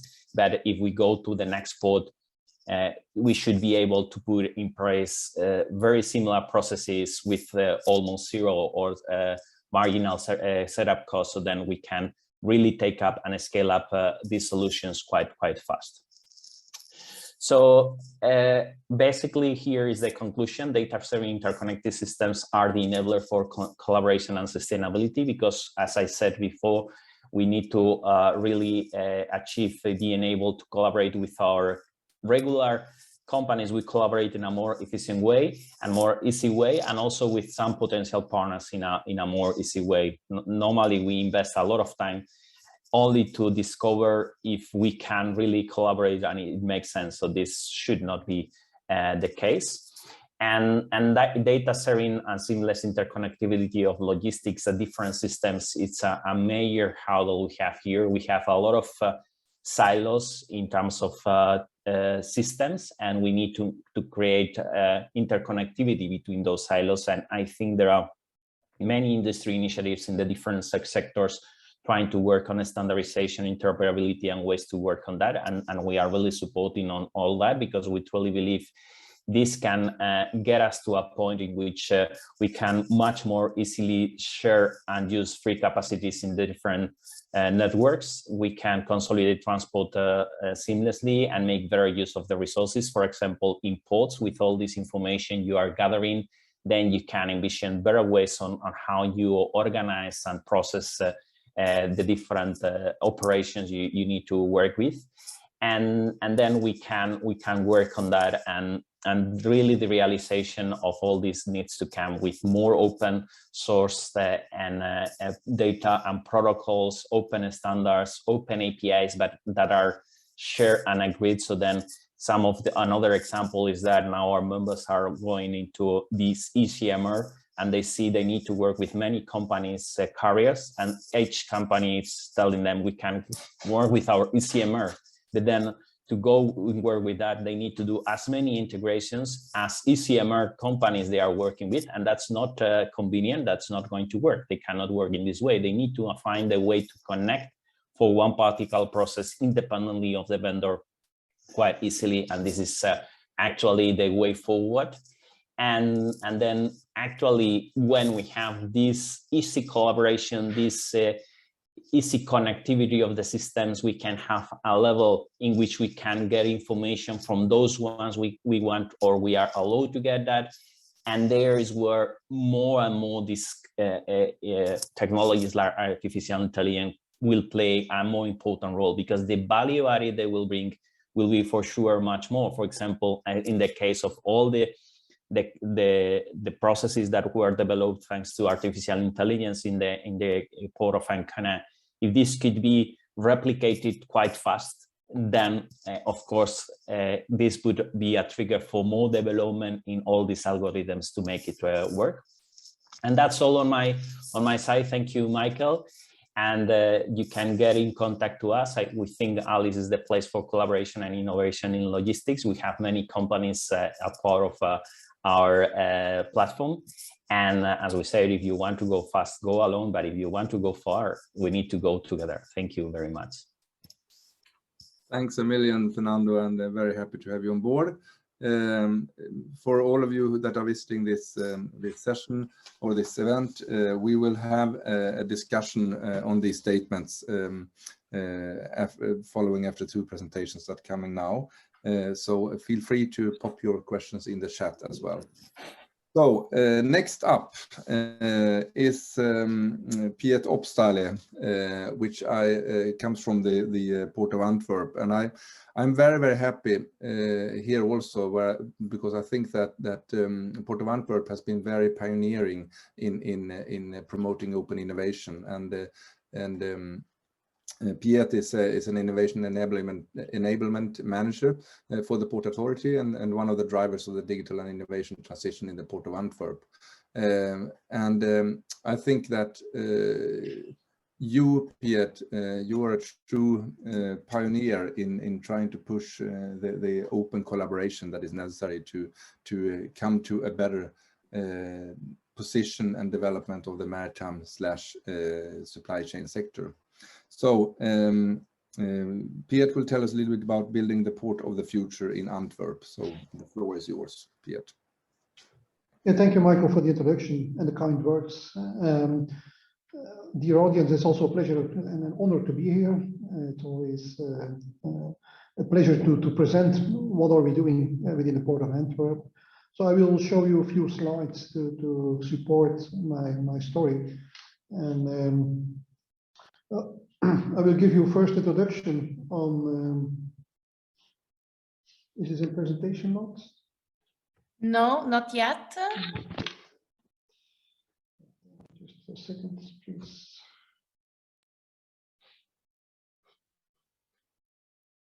This should work better. Okay, now it works. Very short introduction on the Port of Antwerp for people who don't know it. Second largest port in Europe. You see it here. We are in the process of merging with the Port of Zeebrugge. That will happen in Q1 next year. I don't go in detail here on the figures, but what's important is two things. Is the number of people working in the port. So every day, more than 60,000 people are coming in and out the port. And secondly, the area, the size, the physical area of the port, it's about 120 square kilometers. So for us, that's a large area to be managed as a port authority. So we are using quite some technology to do that. And I would like to take you through that. What's our mission is being a home port vital for a sustainable future. I think having and being that leverage function is a crucial role we have to play. Community building is one of the key roles we are taking up, besides being a landlord, an operator, and a harbor master, bringing the community together. I think also the previous speaker, collaboration is key towards the future. And of course, having a sustainable future is the main one. I don't go here more in detail on our strategy. We have 3 strategic priorities on sustainable growth, energy transition, digital transition, and being a resilient organization. But what I would like to go is how do we use technology in doing that? And I give you 3-4 examples. First, on Internet of Things, where safety is a crucial element in port operations. So we have equipped all our lifebuoys with sensors. We are using smart wearables to have an indication if somebody is falling overboard. We have remote control lifebuoys also, where if somebody is falling from a ship, you know it can take time before the ship can turn. And having this simple device is very easy to use remote control and very large. So it's 2 small examples how technology can help people and safety. A second one, and that's already including some artificial intelligence. Port of Antwerp is a large chemical hub. So we have sometimes issues with illegal degassing of these barges. So we have a network of up to 70 sensors, which are measuring volatile organic components, VOCs. So they have a real-time measurement and they create an alarm when such an illegal degassing is happening. Another example, you know, I think also one of the previous speakers was mentioning that trucks and ports. Port of Antwerp is still also most 55% of the cargo is transported by truck. And these are heavy load trucks. So the roads are quite heavily impacted by all the transport. So what we are doing is creating smart roads by putting sensors into the asphalt to monitor real time what the condition, but also the weights and the passing is on roads. Another example is that we have 500 cameras in the port. And you know, one image tells more than 1,000 words. So, but you need to be able to extract information in an intelligent way from that image. So already since 3-4 years, we are using computer vision, machine vision as a core technology in our operations. So we're working out several cases on the inspection of maritime infrastructure, on mobility, on identification of ships, on birthplace management, where we use the technology. We have also developed our own model identification for maritime infrastructure. Of course, a lot of our infrastructure is underwater. Visibility in the docks here in Antwerp is 30 centimeters. So in the past, we were using divers, but currently we have a system using sonar, where you get this kind of high resolution images of underwater. Okay. So like Michael also mentioned in the introduction, we believe very much that the companies of the future, or the companies who organize themselves on a platform in a network, the environment around us is developing too fast to do and to capture everything as a company on your own. The challenges on energy transition, mobility, safety, or too big to just be taken by one company. So we believe very strong cooperation. And one of the things we are doing there is we are a large physical platform on itself. So we have a lot of assets in the port. So we have also a lot of digital infrastructure. We have a fiber network, a LoRa network, a lot of data, of course, but also process information. So the extreme idea is there. Everybody is welcome in the port. Look into technology companies, do your thing, and we see what's happening. Of course, from an operational point of view, that's hard to operate and to implement. So we are working on 3 topics. It's on smart shipping, drones, and air quality. And I will show you some examples. The smart shipping here, you see the Durgang dock, the largest tidal dock in Antwerp, with the Impact PSA terminal, large container terminal. Every year, a lot of sedimentation, actually 2 million cubic meters, is coming into the dock because the river is very sediment rich, and that's deposing here because the current is gone. So we need to continue to dredge this dock, but here are the big guys and 300-400 meter container ships coming in. So for us, it's hard to do continuous measurement. And 3 years ago, we find the idea to build a small autonomous ship. When one of the big guys is leaving, it can go there, do depth measurement, and go back to his docking station. So currently, that's fully operational and used during dredging activities to have a continuous measurement of the depth. One advice I would like to give here: do things, because in the meantime we learned so much, and the Echo drone became actually a sensor and data platform. Another example on being an open innovation platform is drones, technology which is in fast development. We started in 2019 with a large European project with Safir. Last year we built further our network, and then we are currently working on 4 things. One of the roles we have is being a geozone manager, and that besides the responsibility we have on land and on the water, of course, and ship traffic management. Since beginning of this year with the European legislation on drones, we have also responsibility in the air to manage the drone flights in the port. Because we have a lot of Seveso companies, and we have a nuclear plant, high tension lines, and so on. It's important to have a good visibility where drones can fly and where are they flying. So there's a complete authorization process behind this. We have recently been doing several flights also with fixed wing, where these kind of devices can be in the air for more than 12 hours. But what's important is that for all these emerging technologies, you have quite a lot of use cases, and also for drones. One of the important use cases is oil spills. Antwerp is one of the largest bunkering ports in the world, the 5th largest. And we have regularly smaller oil spills happening, sometimes larger, which of course can have impact on the environment and on our operations. So we spend more than €1 million per year to clean this up. So the faster we can detect these oil spills, the faster we can clean them up. So for that, we are using drones. Another example of other examples on drone use cases is degassing detection, moorline configuration, detection of waste. on the water. Also container identification, which is on dangerous goods. You can save a lot of hassle by using drones and container identification. And also detection. It's important to get a view where the drones are flying. So we implemented some technology to get a view where drones are flying. A last topic I would like to mention is our digital twin, because it's a large area to be managed, 120 square kilometers. It's 6 times the city of Antwerp.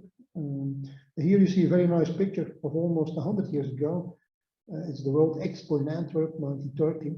Of course, digital was not existing yet, but you see a very nice maquette of the city, the ships on the river and the old port here.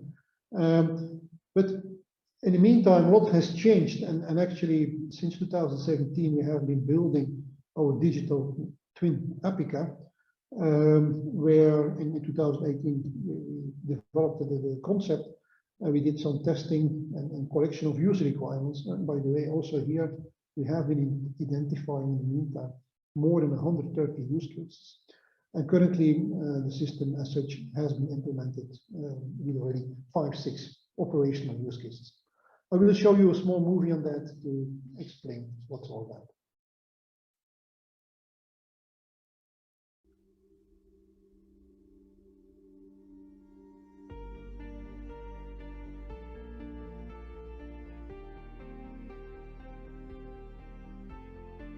Good morning and welcome back. General status report. Today is an overall sunny day, with a light breeze from the northwest.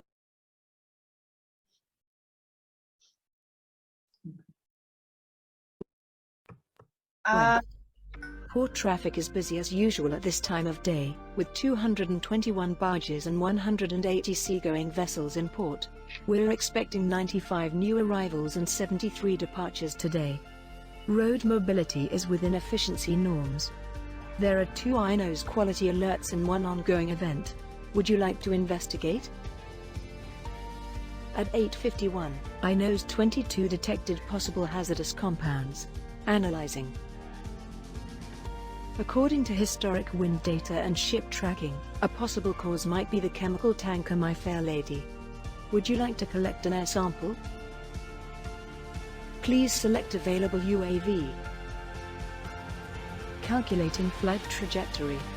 ETA in 1 minute 30 seconds. Initiate. Confirmed. I am Apica. Welcome to the port of the future. Okay, I will keep my presentation until here, matter of time. I think later on any questions can be asked. Thank you.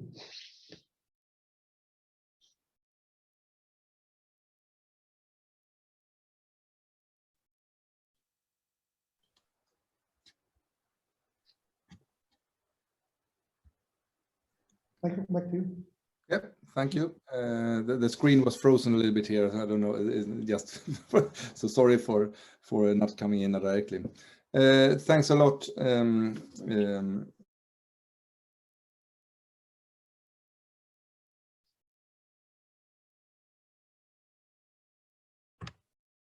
Maybe there are some problems from Mr. Lind. Just a couple of minutes. Okay, Mr. Lind, is everything okay? Because good. Yeah, everything is okay. So let me move over to the last speaker, Mr. Pavlos Pasaras, who is the project manager and senior researcher within the ICCS Research Institute, and is highly active in the areas of network functioning, virtualization, multi-access edge computing, and software-defined networking for 5G networks. And he is also associated to computer vision analytics and so on. So what I think is highly interesting here is to also get this little bit of a technical perspective on things, where now Pavlos just will give us some insights for 10 minutes here on promising fields of application for AI and cutting-edge technologies in port and logistics. So Pavlos, the scene is yours. Yes, hello everyone. Thank you for being part of this session. Can you see my screen? I hope in full screen mode. Yes, confirm. Okay, perfect. So, okay, this is a bit of more technical presentation, but I will try to keep it as high level as possible in order to facilitate a better discussion. So our topic here is going to be AI and cutting edge technologies in ports and logistics. So our agenda, we're going to see a few things about the testbed that we have in ICS relevant to technologies of 5G, AI, ML, and edge computing. We're going to see a few things regarding problem solving using AI, ML, and some of the deployment options in the compute continuum, as well as some applications, some use cases with other relevant ports and some EU-funded projects that deal with 5G edge computing, ports, and logistics.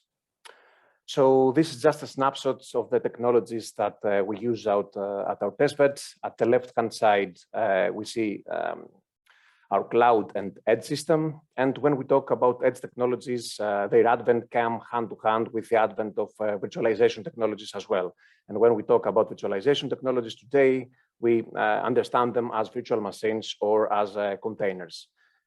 These, in the end, are the building blocks of our services, whether it is a network service, whether it is an edge service, or whether it is our artificial intelligence and machine learning model logic. And on top of these virtualized, let's say, modules, those virtualized services that we're trying to offer, we have our orchestration engines. Engines such as Kubernetes, OpenStack, open source Mano, which in their role, what they do is distribute these services, our AI ML logic, across our cloud, our compute continuum, meaning whether it is at the cloud system or whether it is at the edge, or whether it is, for example, at the private 5G IoT system, wholly under the supervision of a particular port. At the right-hand side, we bind this to our 5G network, and we focus on the three main pillars of 5G, namely ENBB. This is the slice of 5G technology which enables high bandwidth to our end devices, using, for example, multiple streams of several 4K cameras for our computer vision logic. Ultra reliable low latency, which is the slice which, as the name implies, favors latency. And this is especially critical for SICAM applications, for automated track platoons, or, for example, for the coordination of drone flights that supervise and survey the port area.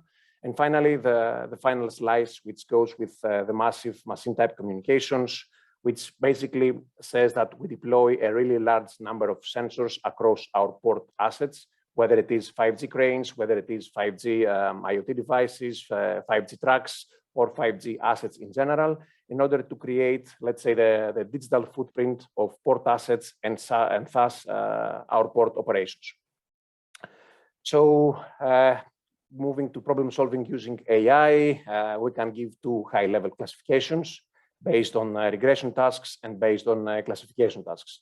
Now, classification tasks are, in simple words, is using, let's say, a sample input data set to which we train our machine learning model. And through this, we classify objects to different categories. One particular example for this is, for example, the detection of human presence. This is of particular importance in port operations in terms of safety.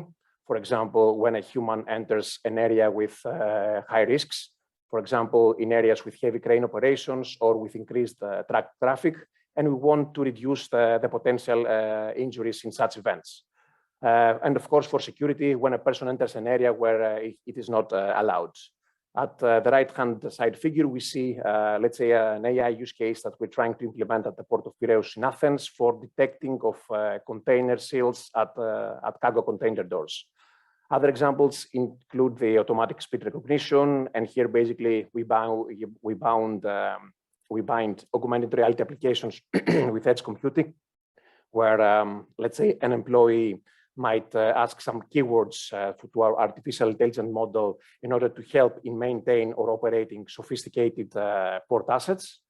And last but not least, of course, is where we detect stress and tiredness of our employees. This is biosignal analytics to detect stress, fatigue, and that kind of stress for our employees. I'm sorry for this.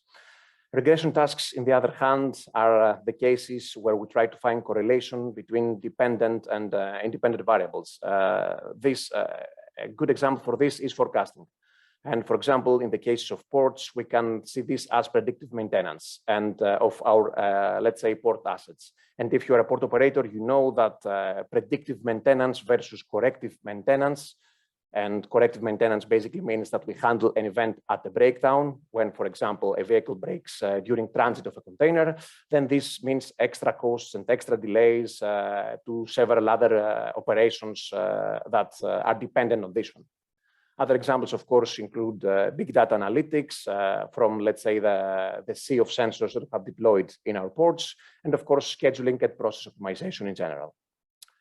We know what we want to detect. Now, one first block that we need to address in this one is data. And I understand that you value your data privacy, but in order also to train a machine learning model to have a good reliability, we need lots and lots of data sources in the size of magnitude of several thousands. And once we get this data, we go to step 2, where we call what we call data preprocessing, labeling, normalization, augmentation, splitting. So there are quite a lot of things that are happening. Then we go to the processing heavy task, which is the actual training of our model. And then we get finally our inference engine.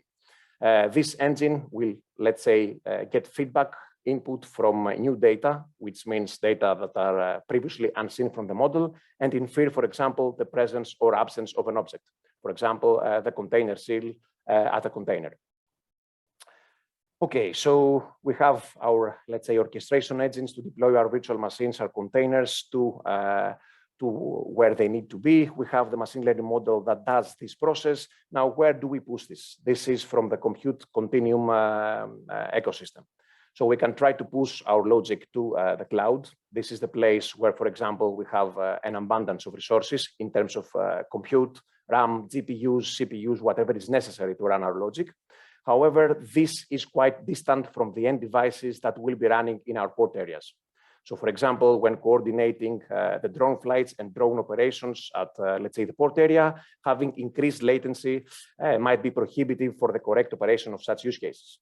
What we can do for this is go a step closer to the edge devices, which is at the edge cloud, and reducing the latency to, let's say, values relevant for the application, sustainable by the application. However, at this point, we have less resources in terms of CPUs, GPUs, and so forth. And if we want to get to a step, one step forward, we go on device processing. This is where, let's say, data are not leaving the port premises, and they run solely on the, let's say, the 5G IoT system that is deployed within the port premises. That preserves privacy, security, and all these nice topics. However, at this point, we have even less resources. And again, this is, let's say, a question of the amount of money we spend for our private 5G system within our premises. Okay, so what we know and what we see is that our ports are growing. Traffic from and to them is growing. Our vessels are becoming more and more advanced, and we're constantly trying to, let's say, address increased cargo volume. So we need to adopt, let's say, 5G technologies and edge computing bind to AI/ML services, and with hopes to see a direct impact on the daily port operations in terms of operations efficiency, cost of operations, become more greener operations, safety, security, and so forth. Well, as we say, our ports are growing. That means that we get more piers. Our terminals are growing. The road network within our terminals is growing. We need more trucks to handle these increased cargo volumes. And of course, we need to do that efficiently. To this, let's say, end, you can understand that the automotive industry and edge computing has quite a lot to say in this domain. So here we're talking about, let's say, real-time exchange of 5G tracks from all the sensors that are within our each individual track, including CAN bus data or any other custom sensors that your port requires to have on them. And we're talking about the perception beyond the local sensor range of a particular track, where we aggregate this information from the fleet of 5G connected tracks across, let's say, the terminal. We receive the data, we process them with our logic, and then we deliver this information back to the actuators, which is basically our 5G tracks. Now, applications include collision avoidance for tracks in proximity, for example, or between tracks and obstacles, such as pillars. automated maneuvers, and here we speak also in the domain of teleoperation and performing, let's say, maneuvers in confined workspaces. And of course, coordination for vessel loads and unloads. So this basically means to coordinate our 5G tracks in order to reduce the vessel stay at the port premises, which is a very important procedure for a port operator. In a similar fashion, smart factories and smart warehouses has also quite a lot to say in this domain. Here again, we can map this to the slice of 5G with massive machine-type communications, where we can deploy, let's say, a sea of sensors in our warehouses, accumulating the data in real time with real-time video analytics. And of course, if we want, we can keep this processing at our private edge servers, closing the control loop from sensing, processing, and actuating on the device. Of course, respecting privacy and security that we all need to do. And of course, applications include, for example, similar of some applications driven from a smart factory, where coordination of drones for transport of small cargo units within the storage area, computer vision aided, of course, augmented reality and virtual reality scenarios where, let's say, new employees will gain real-time tuition on sophisticated storehouse assets, and of course, digital twins, which creates basically, let's say, the map of our port assets, of our storage in the end, of our warehouses in the end, of what is within the warehouse and how we can view it from a digital perspective. Okay, this is just a list of some 5G related projects that deal with ports and logistics in combination with edge computing services, AI and ML. I'm not going to go with details from them. Please feel free to see anything that you feel like worth looking. I think this is it. Thank you very much. Thanks a lot, Pavlos. And great to have this, how to call it? I can take a viewpoint of technical opportunism, if you to frame this somehow. Anyway, let us now move into the panel, and I invite Pavlos to stay on stage, Piet to be on stage, Fernando to be on stage, and also Guido. And let's spend some time, and I also encourage the audience to come with some questions as well. Let's spend some time and reflecting a little bit of the movements here. And first of all, I think personally that it is absolutely fantastic that we see these type of developments anno 2021. It's probably a little bit too late, Fernando, don't you think? But we should really appreciate these movements. And I would like to think about from the perspective that now we have achieved something in the associated to the port of the ports in the Adriatic Sea, and how can we scale this? I mean, if you take the statement of that there is a lot of ports in the world that basically do not have a digitalization strategy, they do not have enough digital connectivity. What can we learn from this? I mean, and maybe we should bring it first to Guido and ask him to first of all elaborate a little bit on what will be the next step for you, and how can we encourage the rest of the world to adopt the same techniques? So Guido. Yes, thank you, Michael. Next steps will concern the extension of this experience from RoRo to the container traffic. So together with the Customs and Monopolies Agency, we expect to bring also to Ancona the experience that the agency developed in Bari and in other Adriatic ports. Of course, in my presentation, you could understand why we focused more on RoRo rather than on container traffic, but of course we also have a container traffic, and we need to update the management of the flows to the standards of the agency, bringing the best practices developed from the other ports in the Adriatic. But again, I would like to highlight especially that for a port authority like in Italy, where, because of course it's different from a port like Antwerp, because we are a public body. We don't manage we manage the port areas in a different way compared to the public equivalent body or by a firm. Our real challenge is to keep the community and to keep their availability to share the data.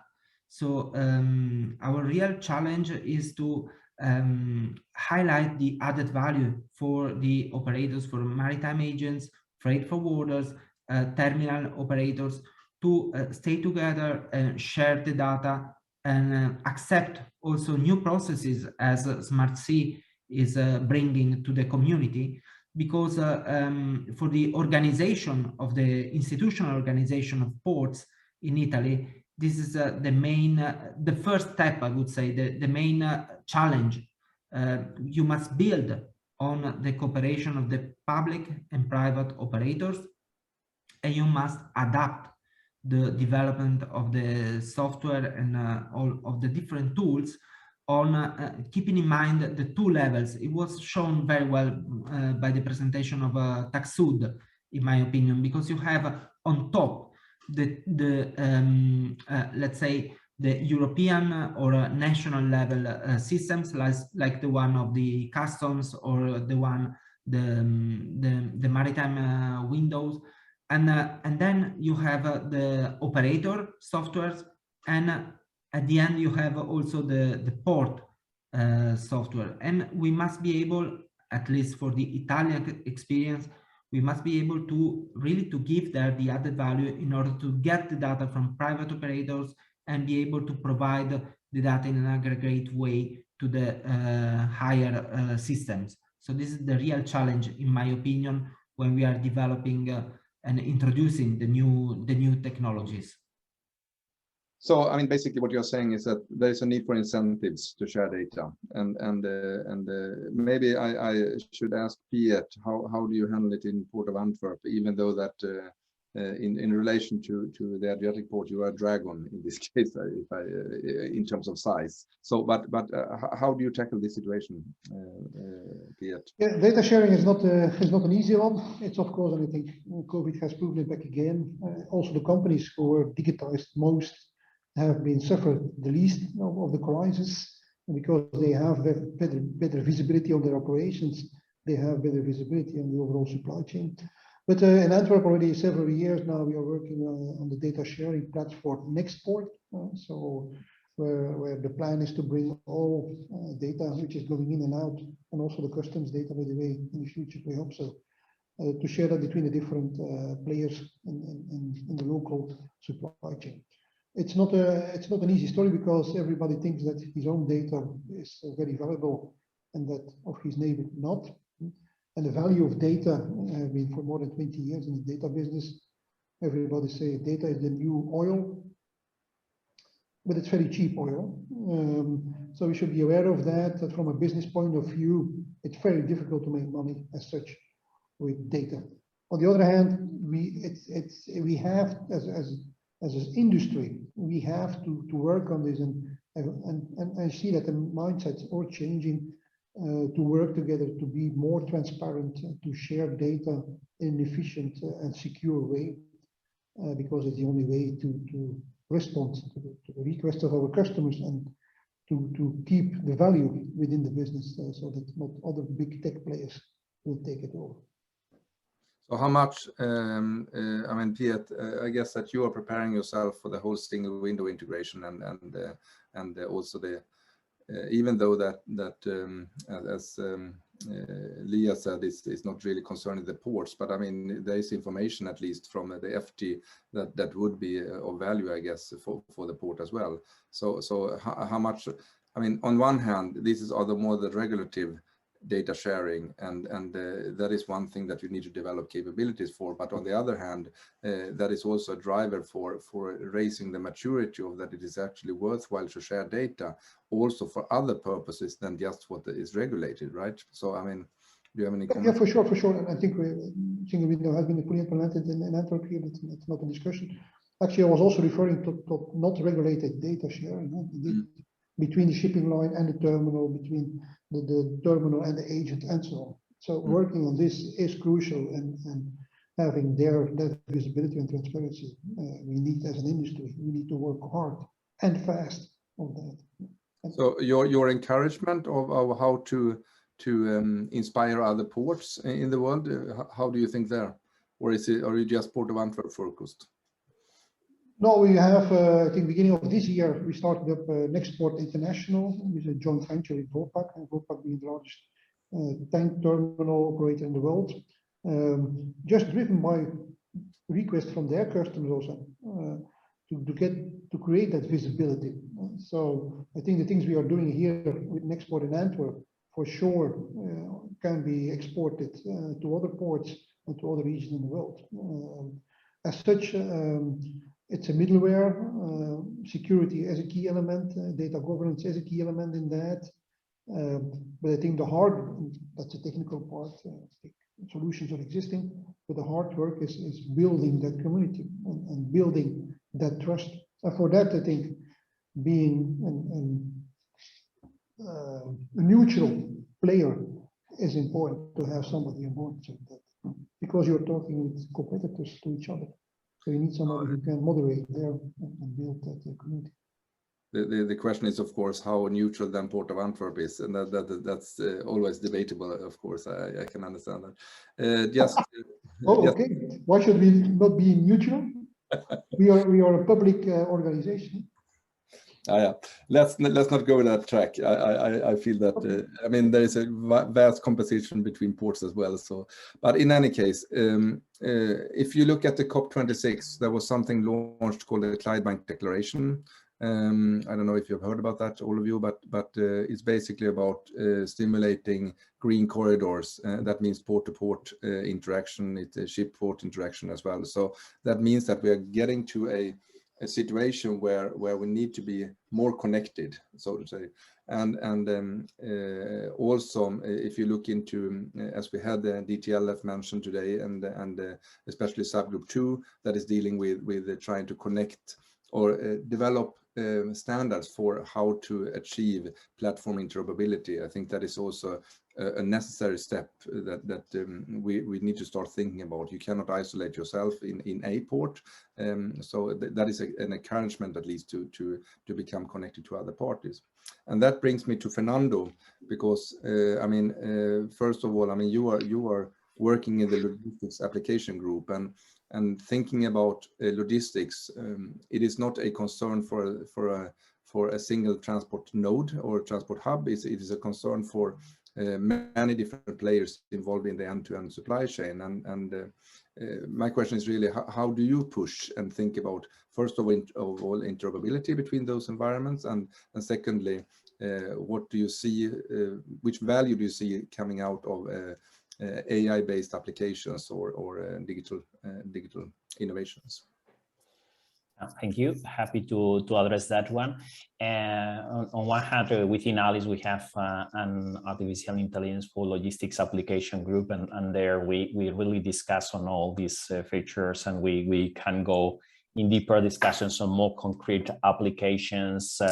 Many of them were already highlighted by Pavlos, but instead of using 10 seconds, we use 1 hour to go more in details and to really get the views on those from the different players, and basically on that dialogue and that understanding, what we really believe is that, or what we see is that in many cases the value is there, but I also agree with Pete.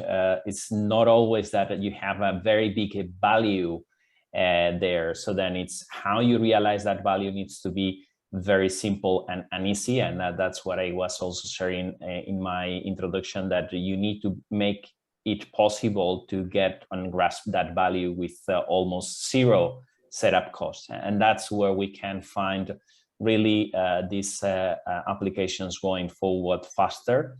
And then actually to enable data sharing and willingness to share the data and information, because it's simple. And sometimes the complexity is not only on willingness or not, it's on the easiness, on the control of that data and all that. And I think here, what is really important is what is happening in many sectors.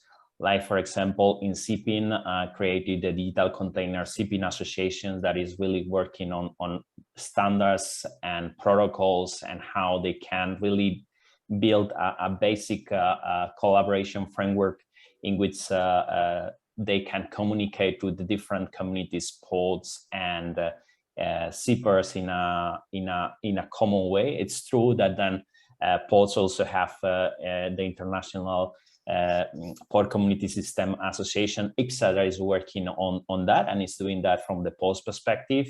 And then, for example, in logistics now, very recently has been opened the Open Logistics Foundation in Germany, gathering this. So then we see a lot of push in this direction from the different sectors.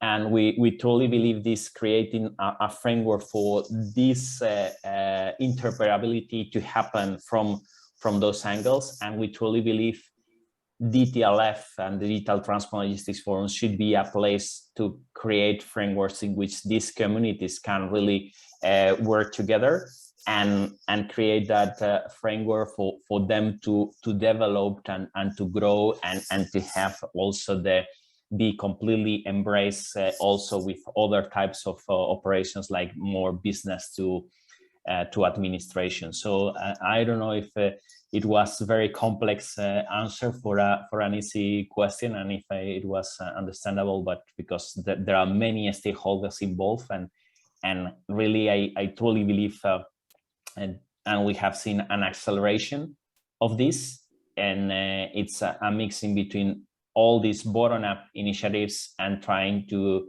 get a framework for acceleration. And I believe you. Well, my experience is the same, Fernando. There is something going on at the moment that is. I mean, earlier I used to say that the maritime sector is basically 15 years behind the rest of the industry in the world, so to say. But I think that the speed of change at the moment is enormous, and all the different initiatives that are going on with what Port of Antwerp is doing and Singapore is doing, etc., etc. So I think this is really promising, and also what I think is something that is coming up is new patterns of collaboration. So I mean, if you look, for example, the customs in Singapore is collaborating with the customs in Rotterdam, or as sharing data between each other, etc., etc. And those things is possible due to, or thanks to, digitalization in different ways. So if I move to Pavlos, I know that you are active in different ports of the world, right? And you do something in Port of Piraeus in Athens, for example. How do you see this digital maturity and this digital landscape emerging at the moment? Well, digitalizing, let's say, port assets and the way they operate is actually an ongoing operation in several projects. And we're trying to take care, let's say, of what have been discussed also in this talk so far about data privacy and data security. I know that ports don't really love to handle those data out to the outside world without protection. So they need to know what happens there, and they need to know how these data are used. So, for example, we are part of the 5G Loznos project, which takes into consideration 3 ports: the Port of Piraeus in Athens, Luka Koper in Slovenia, and the Port of Hamburg. And we deal with several use cases there. We're familiar with AI, ML, edge computing, and 5G. So basically, at the Port of Piraeus, we're building a private 5G IoT system that is going to handle the data inside the port. And with respect to use cases like container seal detection, human presence detection, safety, security, and that kind of applications. In a similar fashion, the Port of Koper also has a similar IoT system with both non-standalone and standalone versions for detecting, for example, the structured damage on containers, other applications that are related to drone operations. Again, the data are handled carefully within the premises of the Living Lab. And of course, we go even beyond, let's say, Port of Koper and Port of Piraeus deal with operations within the port area. However, at the Port of Hamburg, we're dealing with the hinterland connections of, let's say, the road network and, let's say, the end-to-end logistics supply chain of the cargo containers from the road network towards the Port of Hamburg. And there they deal with 5G, MEC, they coordinate with the traffic light system, all this information to, let's say, make the port operations more efficient in all these ways. And since we also discussed terms of interoperability, most of the work that we're doing in the ports are basically works on commodity software. Open source software and commodity general purpose hardware. So that means basically that our results are transferable to any port and they're not specific, let's say, to a unique port's infrastructure and to a unique port's needs. They can be transferable and then we can, disseminate our lessons learned and put them to, let's say, the next level of collaborations and how we can go several steps further. So your recipe is basically to expose lessons learned. Is that what you're saying? Sorry, what? To expose? To expose lessons learned. Lessons learned across all the, let's say, the tasks and everything that we do in terms of data, in terms of the systems that we build, and lessons learned will also be a way to move forward in our next use cases and let's say improving the efficiency of our ports in the end. Okay. I would like to ask everyone, given, time is ticking here, and given what has been talked about today, what is your home take? What do you take home from today's session? And I start with Guido, and then we take the same order again. What have we learned from today, and what will occupy your mind when you are sleeping tonight, Guido? Well, first of all, again, the keywords, in my opinion, that I heard from the colleagues of the European Commission, one of the challenges also for the future of our software is the integration with the other port community system we have developed in the past, and getting ready to the possible impacts of FT, and this will be an analysis that we already planned to do.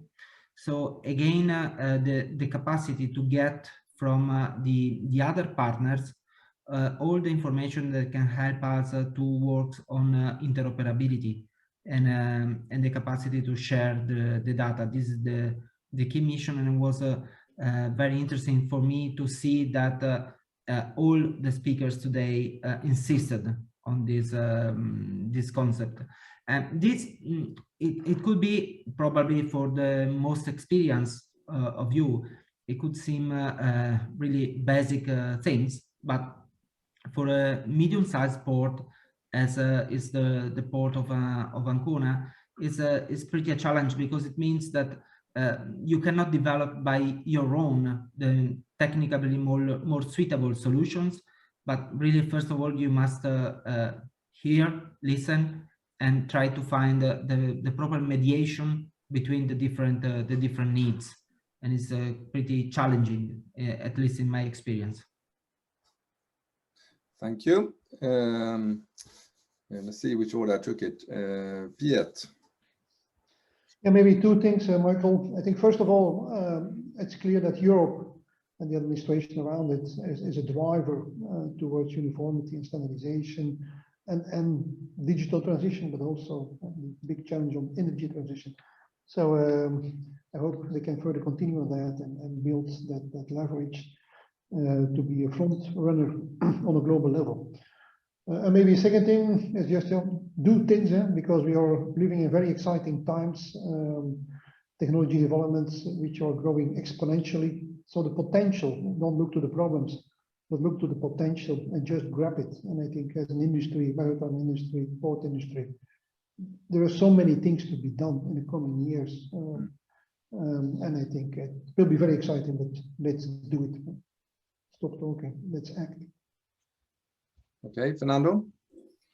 Yeah, I could summarize in 3 words, and I explain them a bit. First, is the words are inevitable, irresistible, and portability. Inevitable is because, as Pete said, this it's happening already, and then it's better to start, as Pete said, working on those ones and getting learnings and all that, because this is going to happen anyway. So the more we can learn, the more prepared we'll be for the next steps, whoever it is. Then the second is irresistible. With FT and all this, it's really compulsory for governments, but not for the companies. So then the only way to make it work is it's irresistible for companies to jump in. And that's really a requirement. If not, companies will not be so willing to jump in because it's not compulsory for them. And then it would not be adding value. And then I think the third word is portability. And here we are working in a project indeed together with Port of Antwerp and Port of Barcelona and other ALICE members that is called Pioneers. And that's one of the main elements, is how these solutions can be portable also, as Pablo said, to different ports, and also answering to Guido element on this small and medium ports. So then how you can really create solutions that can be easily portable from one port to the other, and then it's just take it and implementing. And I also like very much this idea of Pete of walking the talk. So I really appreciate all those ports that we also have, many of them in ALICE and other stakeholders that are really talking by doing, and then they talk their work, not only talking independently. Thanks a lot, Fernando and Pavlos. Yes, this also binds this to the talk that I did before, and I had a lot of things about data sharing in this thing in this session. And this, from our perspective, is very important, because if we get data, then we can produce, let's say, reliability in our approaches, reliability in our use cases, in our machine learning models, and of course, this will bring some value, some actual value to the ports and their operations. Talking for applications like the detection of container seals, which is unique, and you don't have publicly available data for this, or other use cases that are tailored to other operations of a particular port. Data sharing is a must if we want to have an application that works, and that works reliably enough for us to trust it in our daily port operations.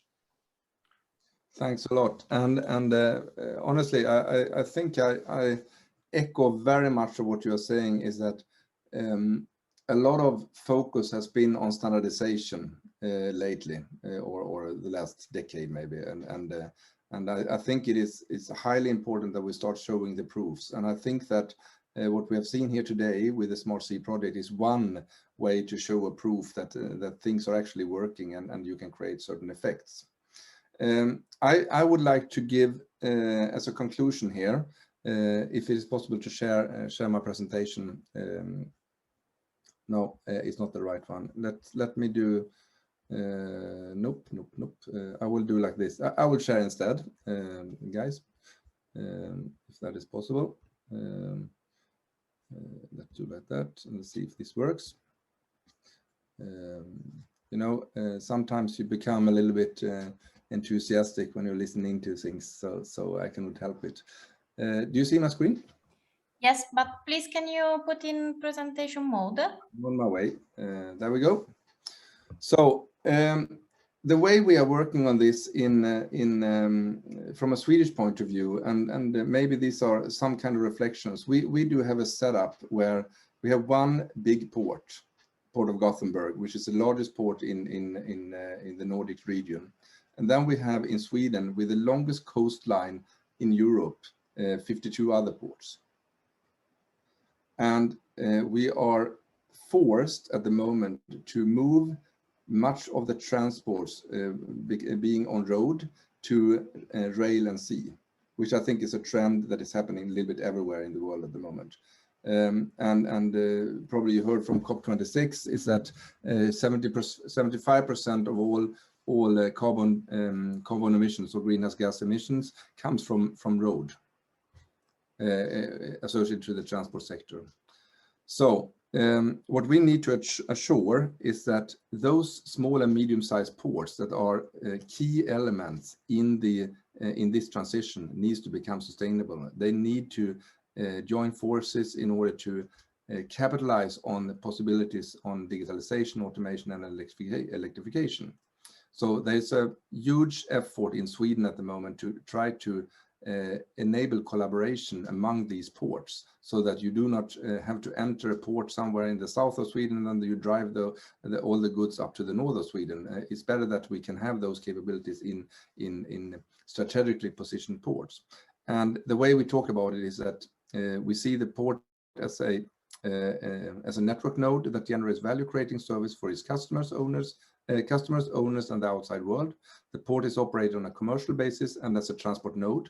The port contributes to a sustainable use of the transport system by being an integral part of global, regional, and local transport systems, where different modes of transport are included and interact.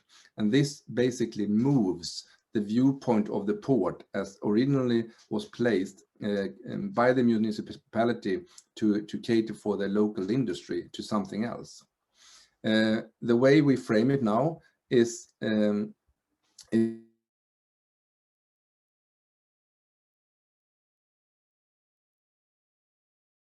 because you see here now that a lot of the different big players are investing in fossil-free energy, and we need to secure that there's a supply of that energy that will need a different AI-based applications to determine the demand and the supply of those energies.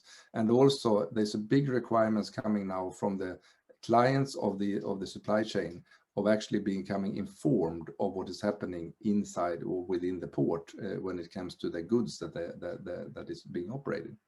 You cannot see the port as in isolation. It is a node in a larger network, as I'm trying to point out here.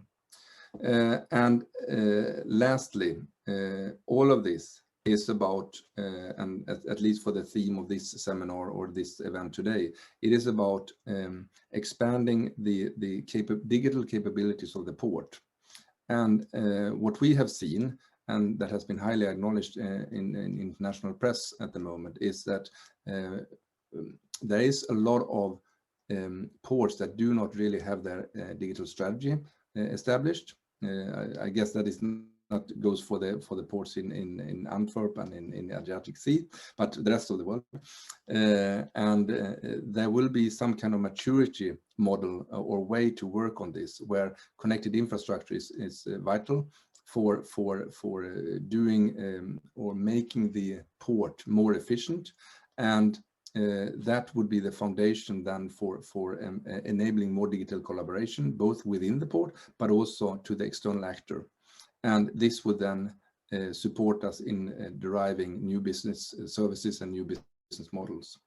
So I think that this viewpoint is something, and you probably know that I work together a lot with Jon Gadecek, who was in Port of Rotterdam, and we see that this type of maturity model actually matches the different ways of how we are thinking about maturity for digital collaboration, for example. So, and what we have seen here today is really new services coming out that are utilizing the connected infrastructure to inform and to create the effects that we are after. I love this figure, 60,000 kilometers reduced movements that is actually providing a much cleaner city, is my conception. I don't know what you put this in relation to, but my guess is that the port down there is a good place to visit. So by saying that, and now the clock is 1 p.m. I thank every speaker, the panelists, and for making this a very successful program. Thanks a lot.